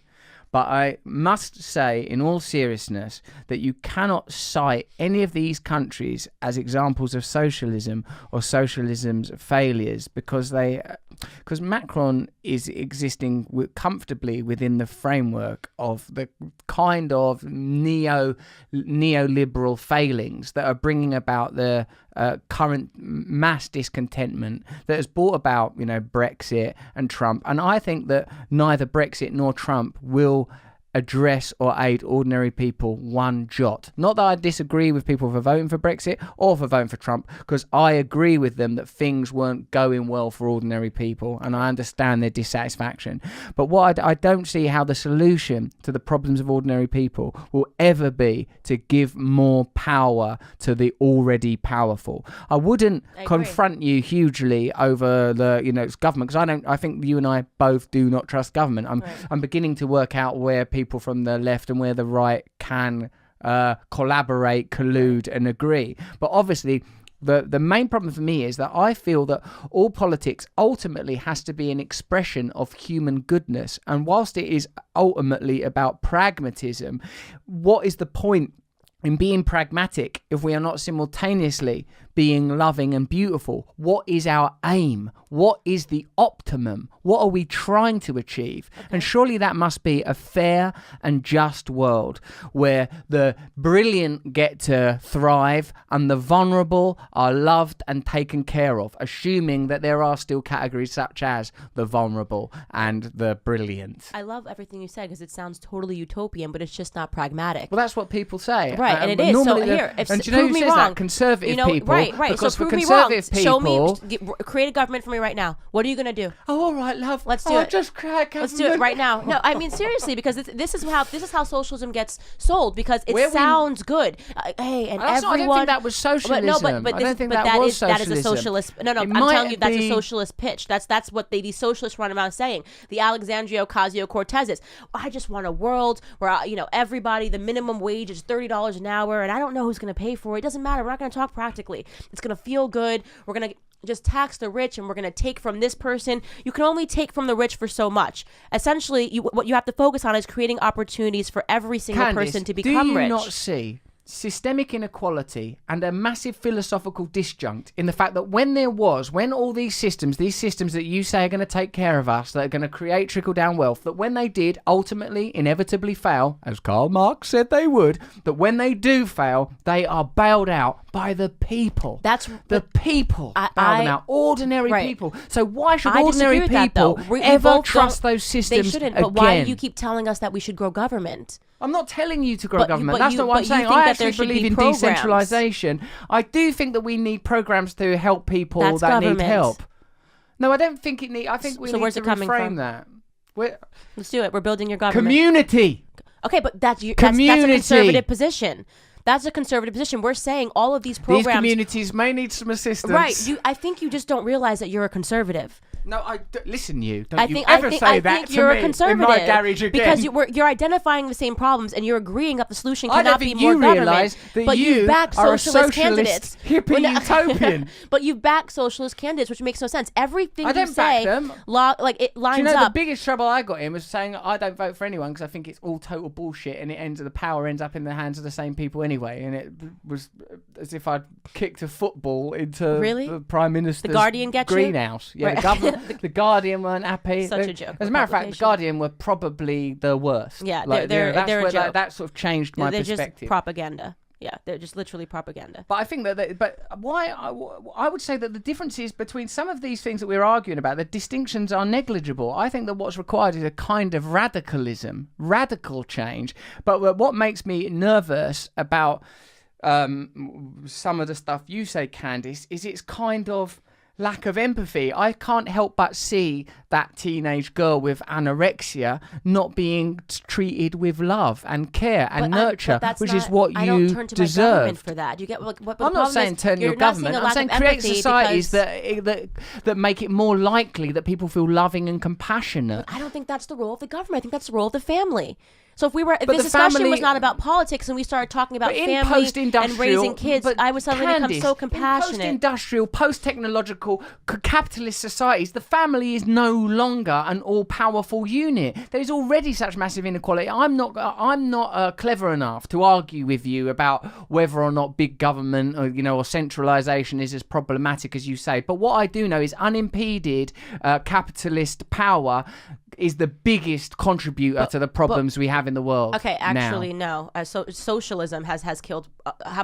It's not capitalism that killed 100 million people in the last 100 years. Okay, we don't know because it's harder to curate that information. We don't know how many people are killed in the various colonial wars that America's been engaged with ever since the Second World War. All of those economic wars, all those ideological wars. You could say a component of that is because, and I will agree with you here, the idea that you're going to go and you don't have natural resources because I don't know environmentally friendly kids don't want you to do fracking or whatever it is, and then you go and you say, well, here's an oil-rich country and we're going to go and we're going to invade and we're going to take things over. I disagree with all of that. Utopianism's got to be the aim. You can't be seriously saying that utopianism should be the aim. Did you just say? Yes, it should be the aim.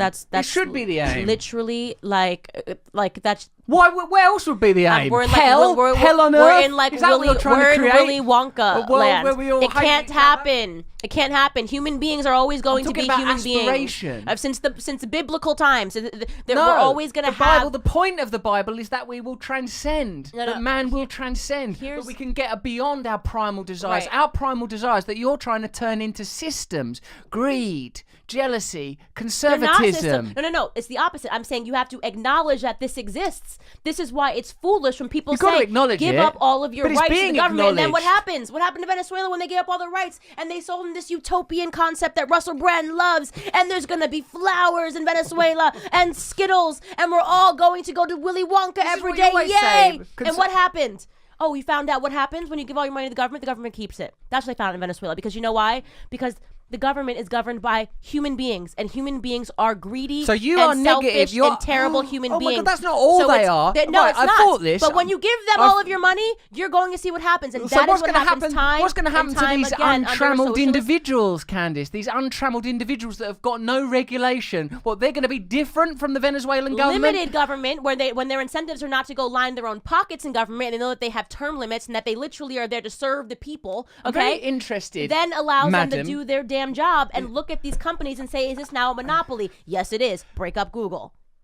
Well, we agree on that as well, as long as it still works, because I do need it. I do. I have to mostly for my own name. Now, Candace, I just need a search engine called the Russell Brand search engine. That'll be enough for me. I don't even need Google, right? As long as I have that, you can break up that monopoly. Yeah. Candace, there's another thing I'm going to ask you. That thing you just said, mate, about human beings are greedy and cruel and components of humanity. Yeah, but you said that for me, when you said that, I thought that was very telling. I feel that is ultimately what you believe. I think you think human beings are ugly. No, I don't. I do think that. Well, first off, what do you think they are then? First off, human beings, I'll ask you a question. Do you think we're more good or more evil? Good. I think human beings are beautiful. Okay, so you think we're born pure and good and wonderful? No, you have a small child.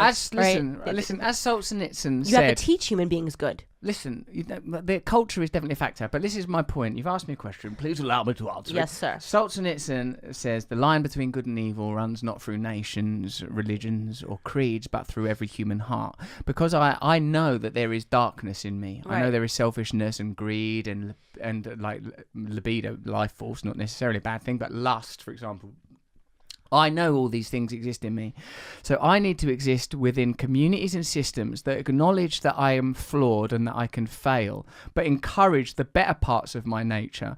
For me, that is not a kind of venal, economically driven system that rewards a kind of the pursuit of excess. I don't think we can ever be fulfilled by commodity. I don't think we can ever be fulfilled through acquisition. I think that our goals must become spiritual. But I agree with that. I'm not in favor of creating banal Stalinist massacre factories, but I also resent and reject the illusion of a commercial capitalist state where people are being underserved spiritually. People are neglected and cut off, and people are, oh, do you know we're richer than we've ever been, and statistically things are yippee-yi-yay. Well, I live in this world and I feel a lot of dissatisfaction, a lot of pain. I've been rich, I've been poor, I've been in both of those worlds, and I sense that there is a something spiritual that is not being served, that is being neglected, and I feel a huge part of that is living in a world where the supreme ideals are economically driven, where there is a huge unfairness, where we are ignoring the problems of the earth. And to hear you talk about sort of fracking and simply because it is another way of serving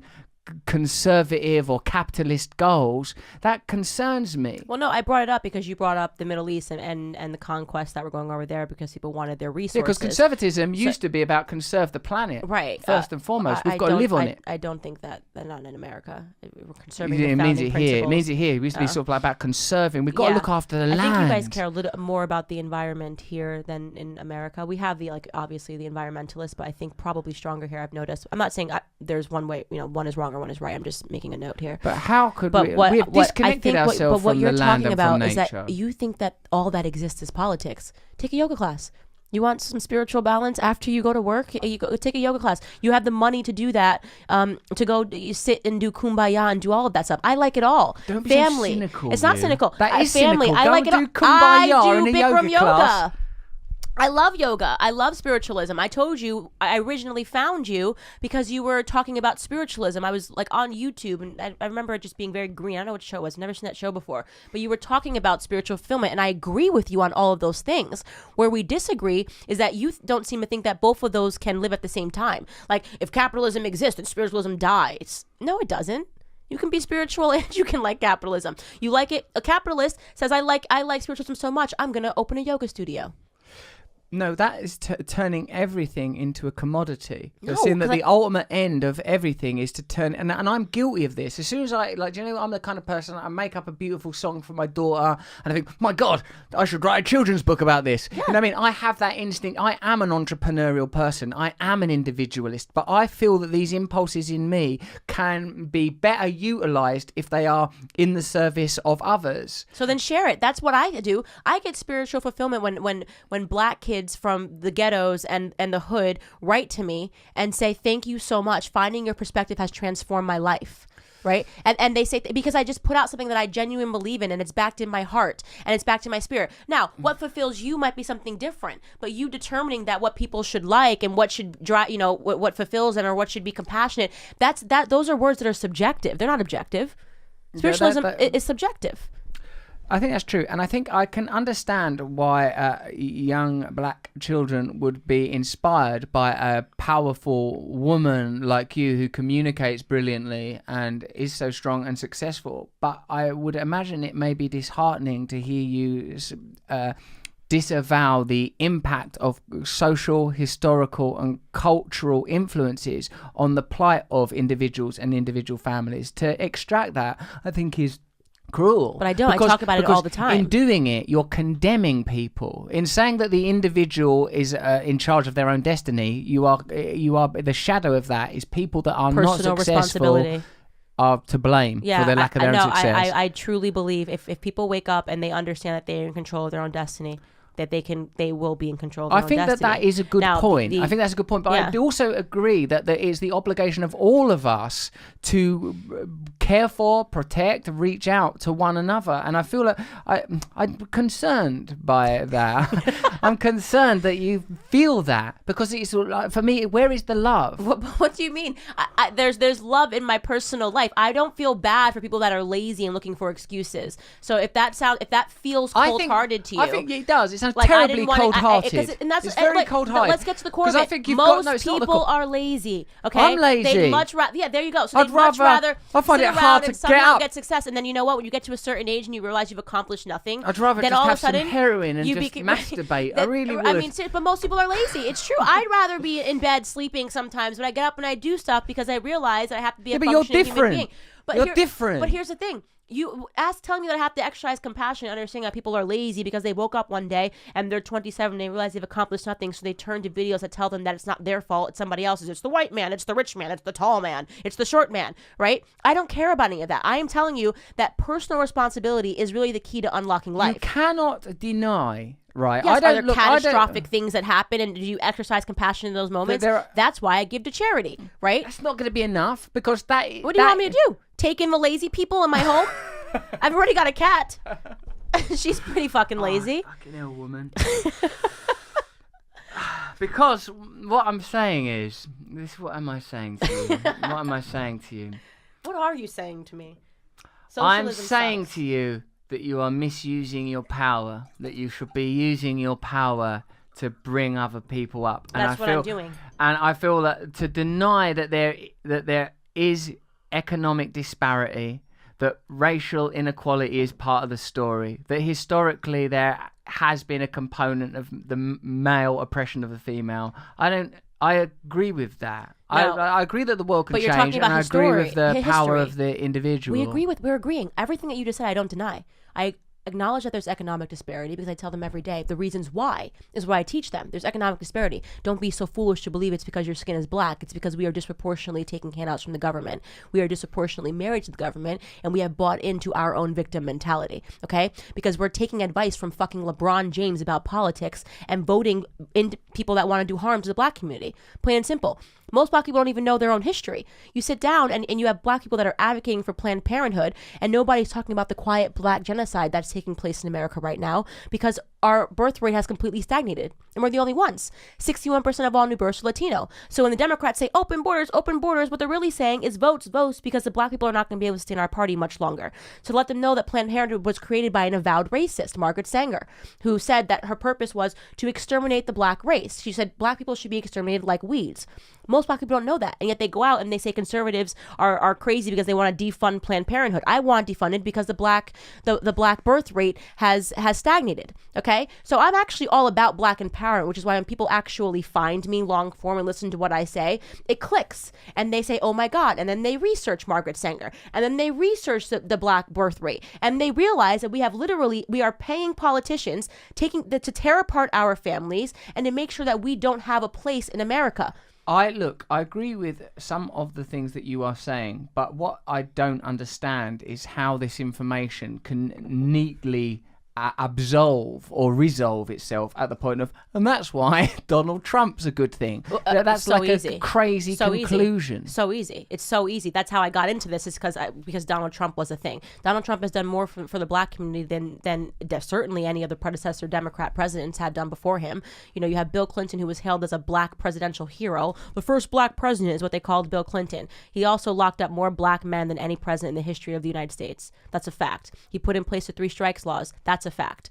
And then you have LBJ, hailed as a hero in our textbooks. He's the one that implemented the welfare state, and he called it the nigger bill. You know, he literally called the Civil Rights Act the nigger bill. Black people don't know that. Now it's all available on the internet. So all they have to do is hear what I say, and they'll do that after they watch this podcast and do research. And they go, why is the education system lying to me? Why do I think Bill Clinton's a good person after what he did to Haiti? Candace, I don't disagree with you. I mean, like, I think more broadly, I can see how you meet a lot of your goals by condemning apparently left-centrist politicians who I've already told you, I don't see the distinction between left and right within the limited framework of conventional political dialectic as meaningful. Yeah, go on, have some stuff to eat. Perhaps the problem is actually that you're hungry. I think what's essentially happened is a hungry person is coming here and is taking it out on those vulnerable members of society, the victims, me and the black community, and we've had enough. We've had it up to here. Me and the black community. We're sick of this. Now you sound like every leftist politician. It's great. I'm empowering for black people. All they have to do is listen to Yeah, me no, long but the form. goal of your empowerment, it ends in a sort of a rather unpleasant individualistic message that leaves behind, that doesn't include the possibility that some people's social history and personal history has left them impaired and unable to compete in a system that prizes certain assets, certain personal attributes above others. Not everyone's like that. We need a culture that can accommodate all people, because all people exist and all people do have rights. And if you whilst I feel that I can see the logic in what you're saying about the patriarchy stuff and all that.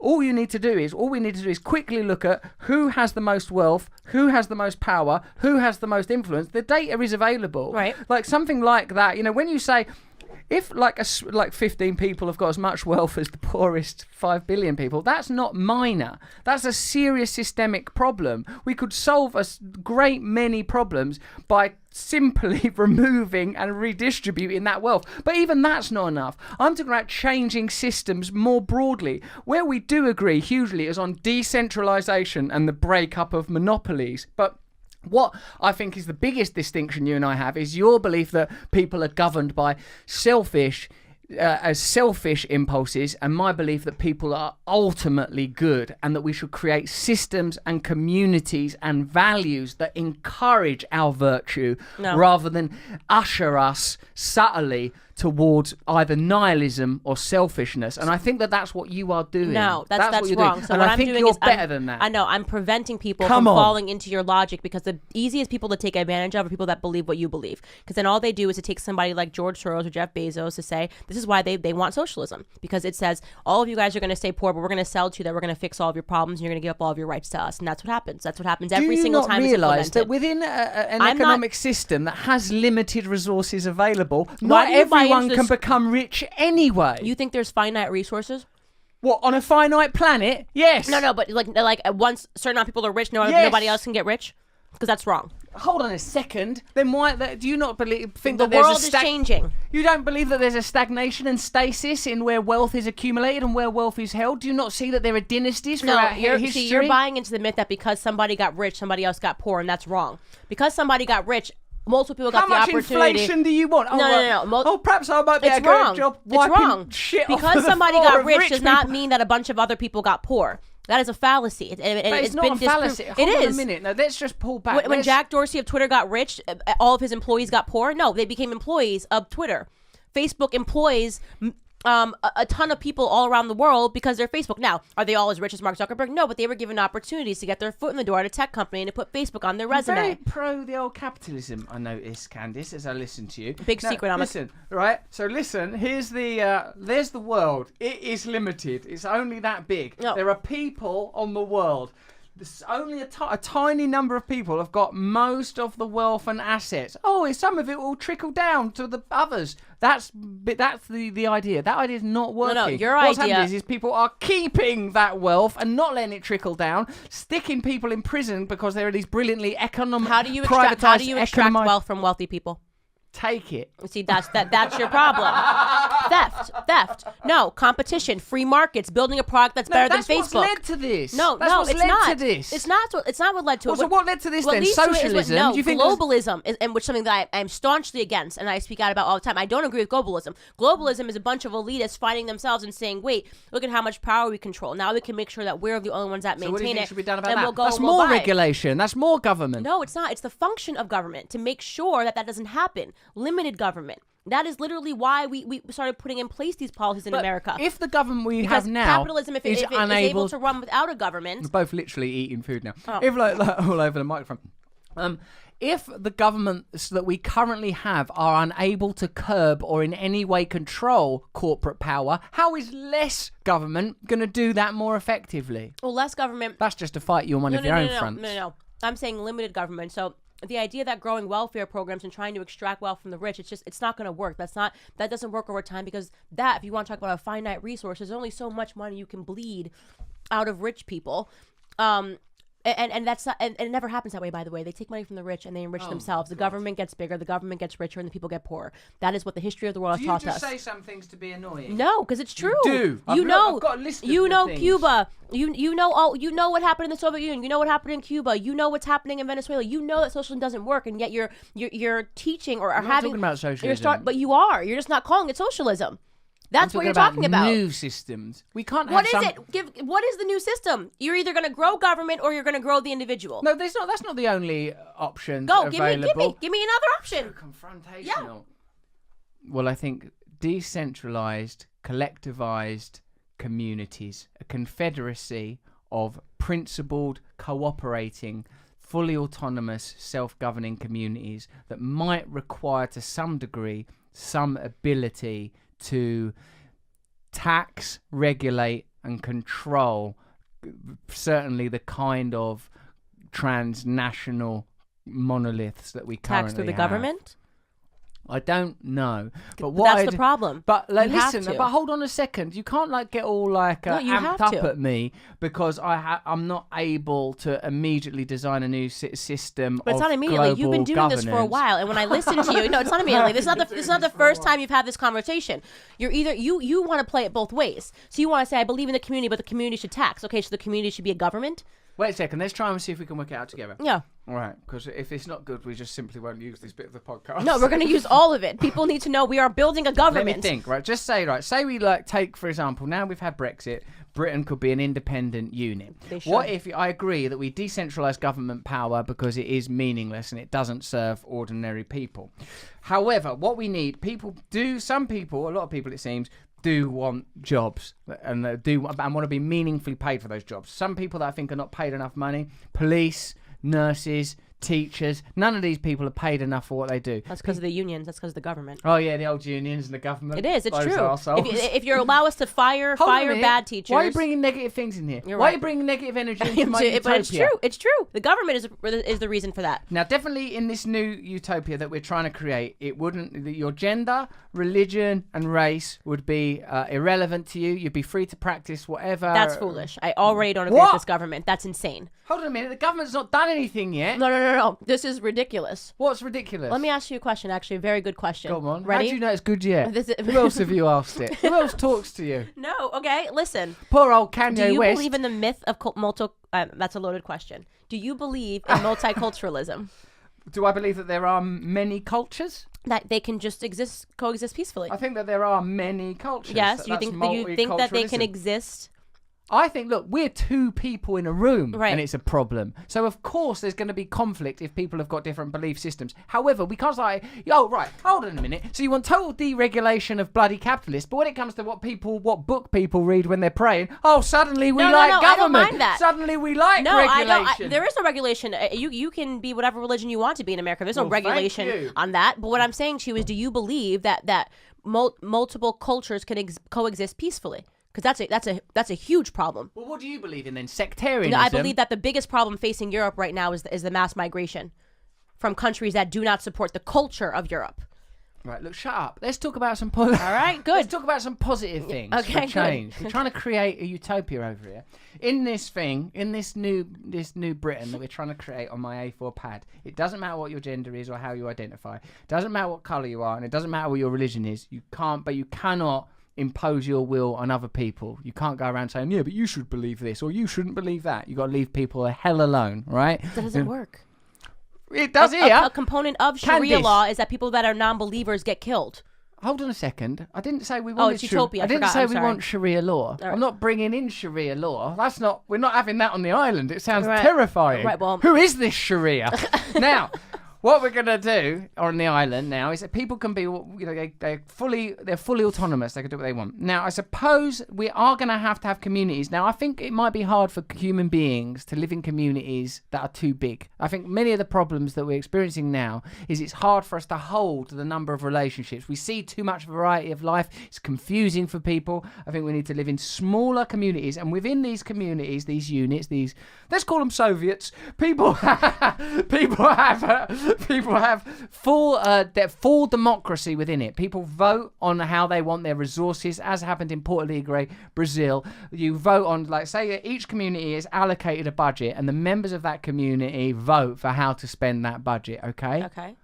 Right, that's good so far. Okay. We do need some municipal resources, i.e. roads. I agree. Who's Police officers, firemen. Police, firemen, Right. nurses, all of those. So that revenue has got to come from somewhere. Absolutely, comes Private from them. business world isn't going to... That's a tax I'm comfortable with because it's for municipalities. And that's the difference between not theft and something that I get to use if I need it.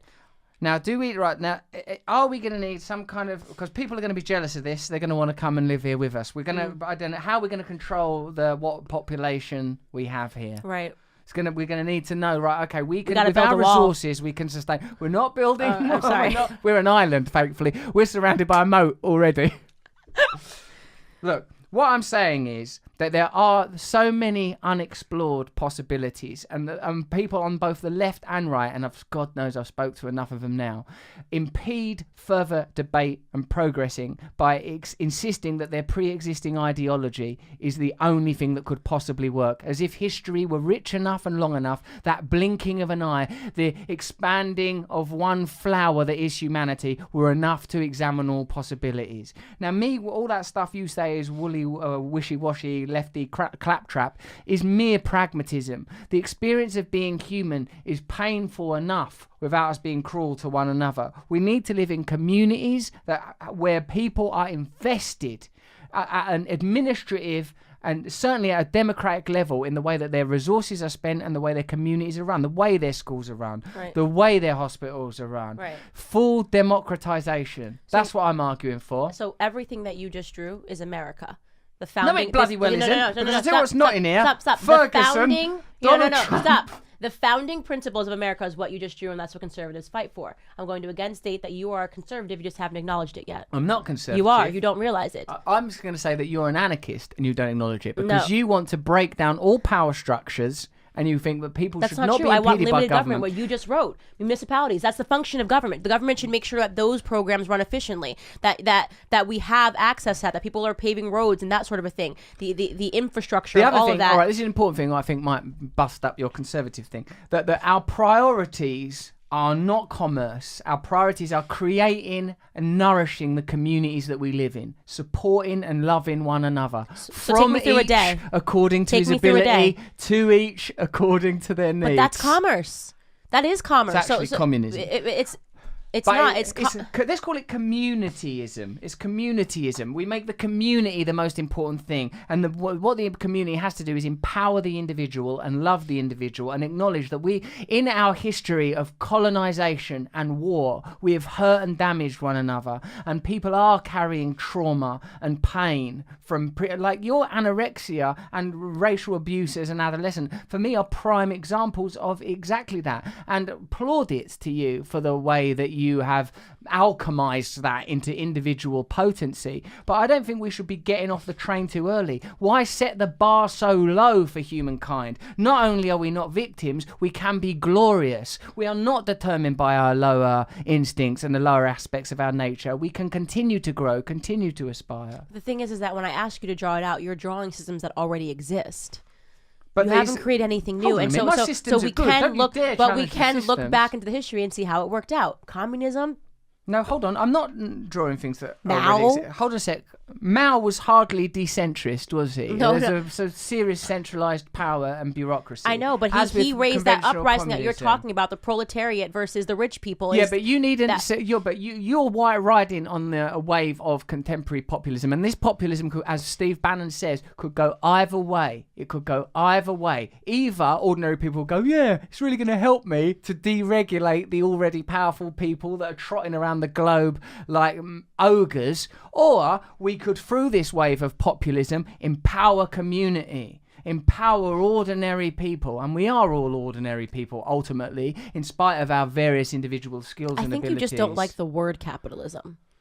I don't like that the goal Because of the individual should be the But I didn't say it has to be the goal. I just said and, if you want to ornamentation only of work this individualism. much and be rewarded this much, and you decided that the balance in your life is that you want to instead go and give to the community more, that should be allowed. But why should you be able to govern how much I give to the community versus how much I give to myself? That's wrong. That makes you a dictator. You decided that you know so well about society that you're going to tell everybody that they have to donate. I didn't say that. You, but I'm saying the big you. Like the concepts that you're preaching here, because you don't like to name what you're saying, right? You don't like to, when I say socialism, oh, I didn't say that. Yeah, you're basically telling us in this entire podcast that you believe in socialism. I'm a communist. The next minute you say I'm a conservative. You're a little bit of both. You're a conservative communist. It's complicated. Yeah. These are times when the old divides, and the old polarities are starting to dissolve. While we feel like people are becoming more and more opposed to each other, I think we're becoming closer and closer to rejecting the systems that oppress us, not just economically. These are the crumbs. I'm talking about spiritually, preventing people from realizing their potential. So I do believe in the power of previously oppressed people, but I think people, as an individual, I wouldn't like to continue to revel in my misery. Oh, this happened. That's what people want to do. People do need to progress. But to deny something as historically scarring. I didn't live through slavery, so why would I be scarred by that? Well, there is some evidence to suggest that there is a hereditary trauma. I mean, even psychological. Sounds like it was written by a leftist professor, probably at Cambridge. Because, the same way that we evolve features, we evolve emotionally, and something as recent as that.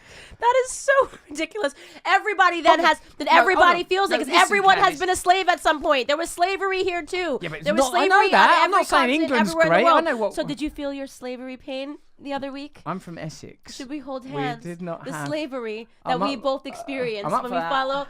Oh my gosh. Oh, it feels so good to acknowledge, Candace, for God's sake, finally, the pain that we both feel. People that with the are only getting the audio of this might be concerned, Candace. Now listen, Jenny Murphy, you've got to get this picture before Candace pulls her elegant hand out of here. We've all been slaves. It's so sad. No, this feels good. But why would...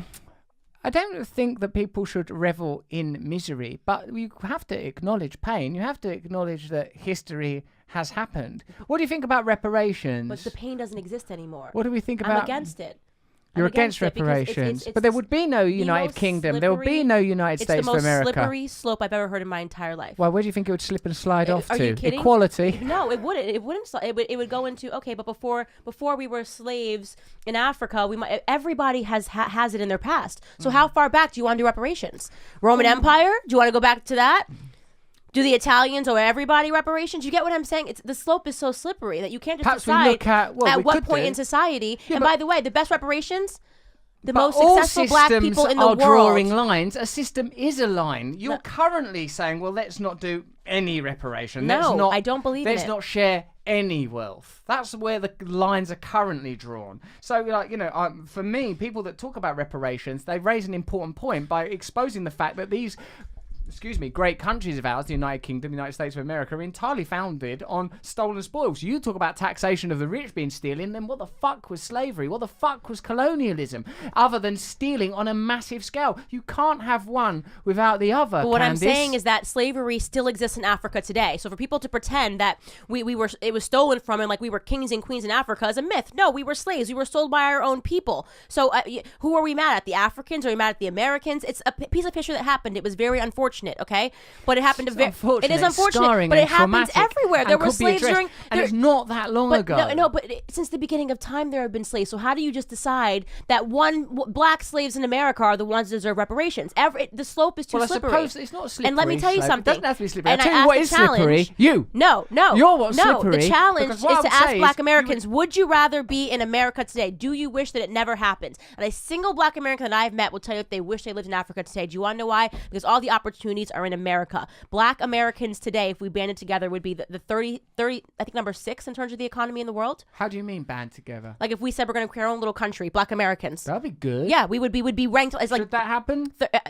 If with the way that these people are talking, it just might. We have self-segregation happening in America now, which is about the dumbest thing I've ever heard in my entire life. Candace, I want you to be more optimistic. I want you to be more ambitious. I feel like they're. How old are you, if I may ask? 29. Oh my God! I can't Is even that believe old I've or been young? Talking to you.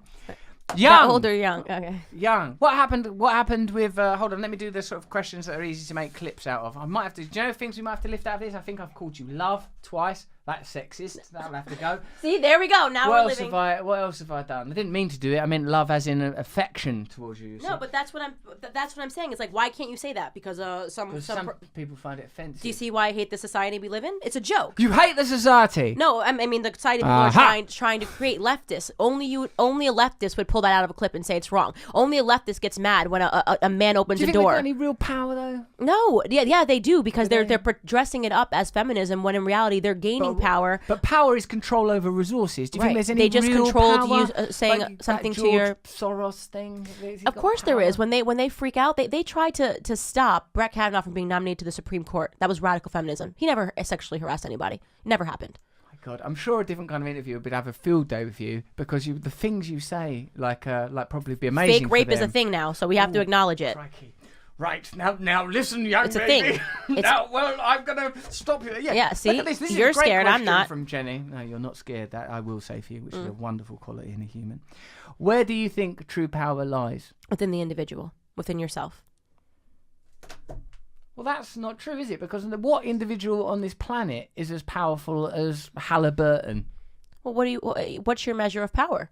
Ability to get what you want done. But what do you want done? That varies from individual to individual. So the power rests within the individual. But there is a uniform concept of will, and the people whose will is most easily exerted. There is a hierarchy. So I would say, and the most powerful people are people that are generally born into positions where the power had already been accumulated I don't agree with that. and exists. All right.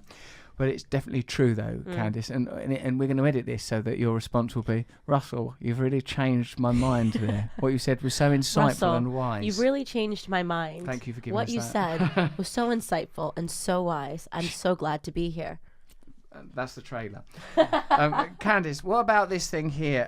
Do you think, this is a good question, Jenny. Jenny wrote this question. Do you think the old Protestant myth that working hard and personal responsibility is deployed to prevent governments and authorities from actually helping? Yeah, it is, isn't it? Well, yeah. Well, the idea is that we don't want governments. We believe in ourselves on a community level. So that's the goal, is to realize that the job of a government wasn't supposed to be to govern every piece of our lives. You know, the government in many ways is trying to replace God. You know, people use. I do like that idea, and I agree with it, that statism and post-Westphalian Treaty nationalism simply replaced the notion of an omnipotent deity with the state. That's definitely true. Well, according to my little brain.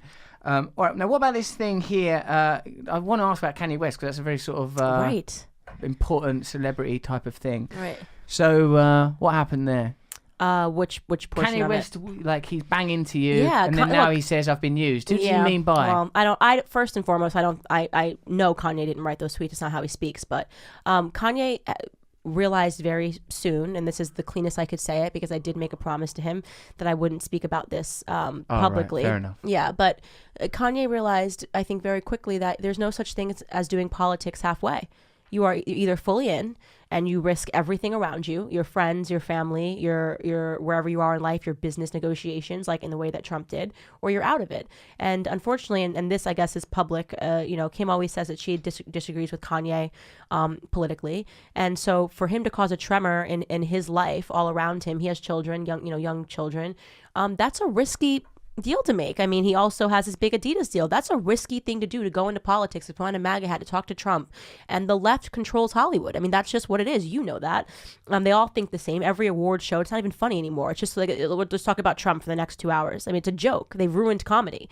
And I think that it was receiving a lot of heat, and he respectfully needed to step out of the kitchen. I guess I was his entrance into politics, and I was his entrance out. It was, him tweeting me that caused the entire firestorm, and it was him tweeting me that was the same way out. But I deeply respect him. So you feel, so when people get involved in politics, it's all consuming. Oh, it's every layer of your life. They try to find everything you've ever done in your entire life. They try to get people to speak out against you. The amount of fights I've had with my family because reporters call and say things that I never said.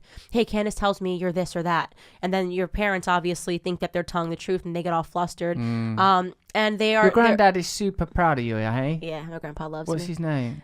Robert.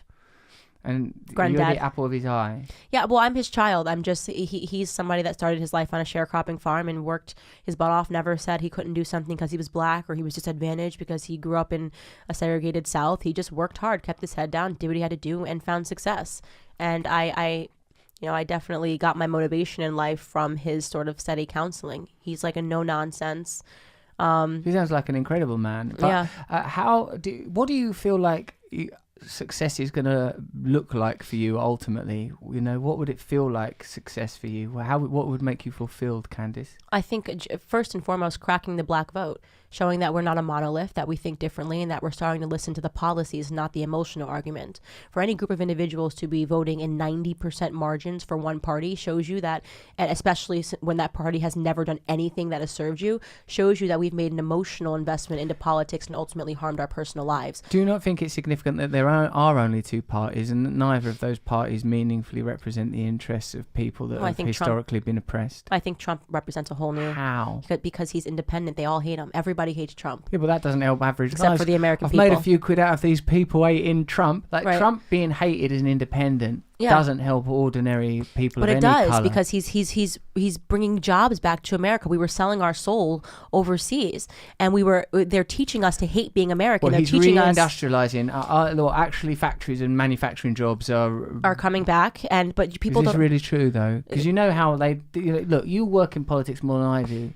You know it's like a game. Right. You know there's not a lot of truth in that world on either side. Well, they're not that different. That's None correct. of them are that different. Well, I travel 6 days a week, and I travel to every state, even to Hawaii. I've spoken Where's to this year. there love and comfort in your life? Who looks after you? My cat. A cat. She's you so nutter. cute. You nutter. Her name is Bear. Hey, My Bear. dog's called Bear. Really? Yeah. We have so much in common. Well, yes, but also my bear will beat your bear up. Strongly disagree. I don't think so, because he's like a mad wolf. Yeah, but cats are fast. She'll have to be. A lion takes out a wolf at the top of the food chain. Because you know what the problem is that that dog is a pain in... Well, I'm not going to get into the dog. We've got so much to discuss. Yeah. He's a pain in the arse. It's important, though. We should maybe another time. We should cover pets one of these days. When people do you're pretty strong when them people are protesting. Yeah. You're like, I watched some videos where there's people protesting at the back and stuff. Yeah. You hold yourself together well, don't you? Yeah, they're totally like insane. But then you feel like... Why don't you feel like... This is what I feel like. I watch like right-wing people because I'm fascinated and I kind of admire the bravery. I've got to say that.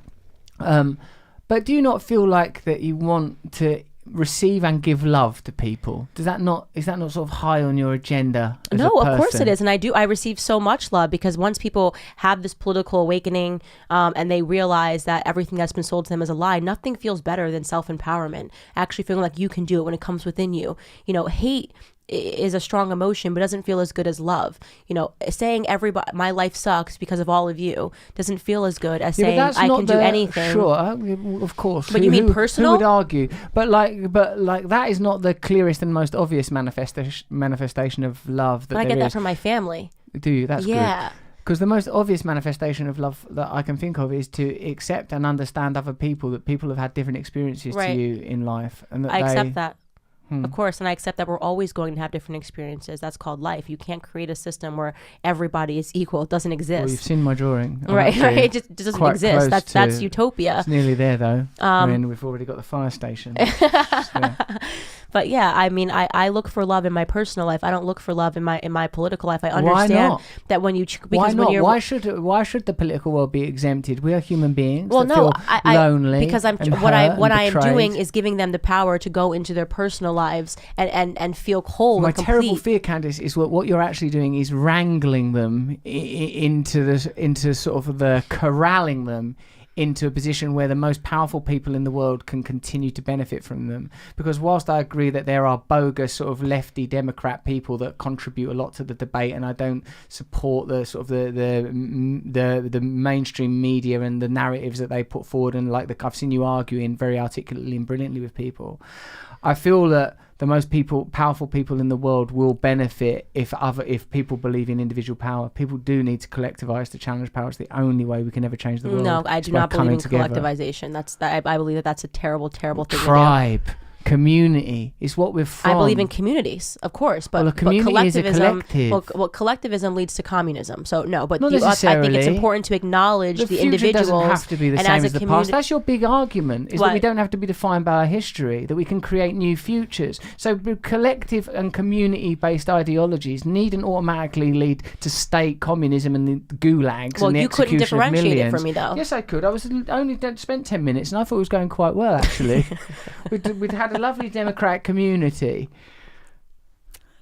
You did okay, but you couldn't say what the role of government was going to be. And I'm telling you, look, it's hard to. Why would the government even be abstract? You and I are not special snowflakes. Okay, you and I'm going to tell you, we're not special snowflakes. I'm not saying that. We're not original. Every system has been last thought 10 of seconds, and tried. I've held one, just turned into nothing. But it's been tried. I want to be a blizzard, a storm, a tundra, That's a what mighty I am. snow-capped mountain. I am. You are. There's no question. That's what I am. Very, very wonderful. But I think you must be a bit more kind to people. I am and a bit more compassionate to people that feel that hurt. Are shrieking in my face, calling me a white supremacist.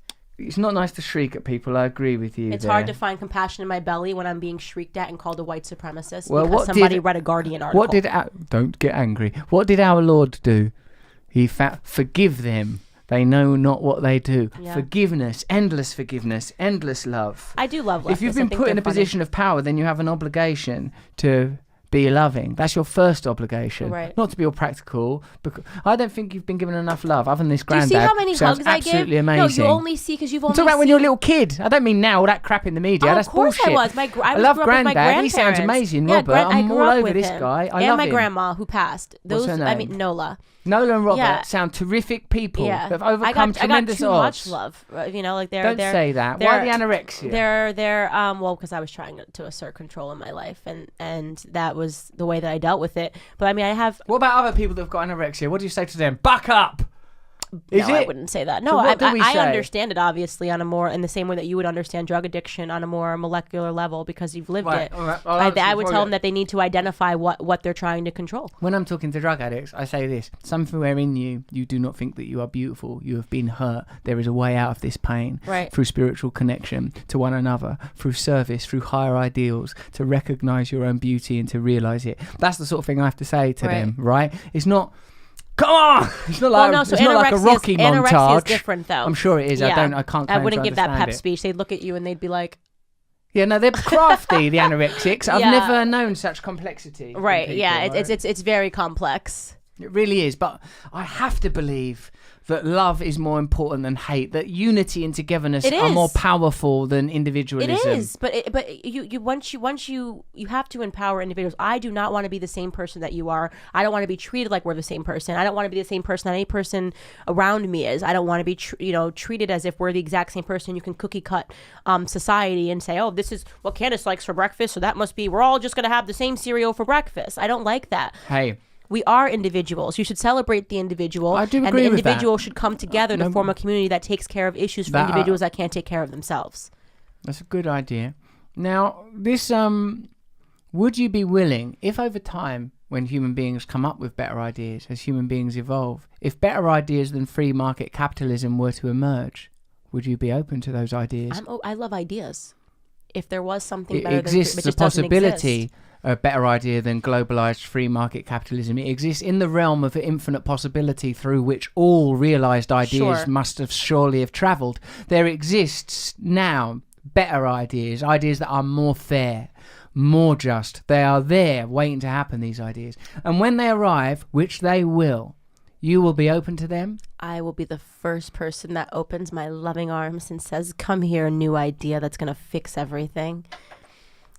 And then Brilliant. Because I'm probably just need another 10, 15 minutes with my pad, and we'll be willing to leap in that direction. All right, well, I think we've done as much as we can, given the limitations that we're obviously working within. What do you think, Candace? I think it's been lovely. It's been good, isn't it? Because we essentially disagree on almost everything, then agree quite strongly on some things. Right. Well, what is I've just taken a step further. Like, you actually agree with me on absolutely everything that I'm saying. You just haven't plugged it in. You just haven't plugged it in to realize that it's actually a capitalist, not crony capitalism, but a capitalist society with free markets that helps people out of poverty. No. It's one step. So it needs massive regulation. We've seen the results of that. Me and Russ are walking. And then I took one step, and you're here, and I'm like, Russ, come back, Russ. So hopefully I helped you a little bit. I can see why Kanye West nearly threw his career into a bin. You're absolutely charming. Well, that was amazing. Thank you. Fucking hell. Thank you. That was awesome.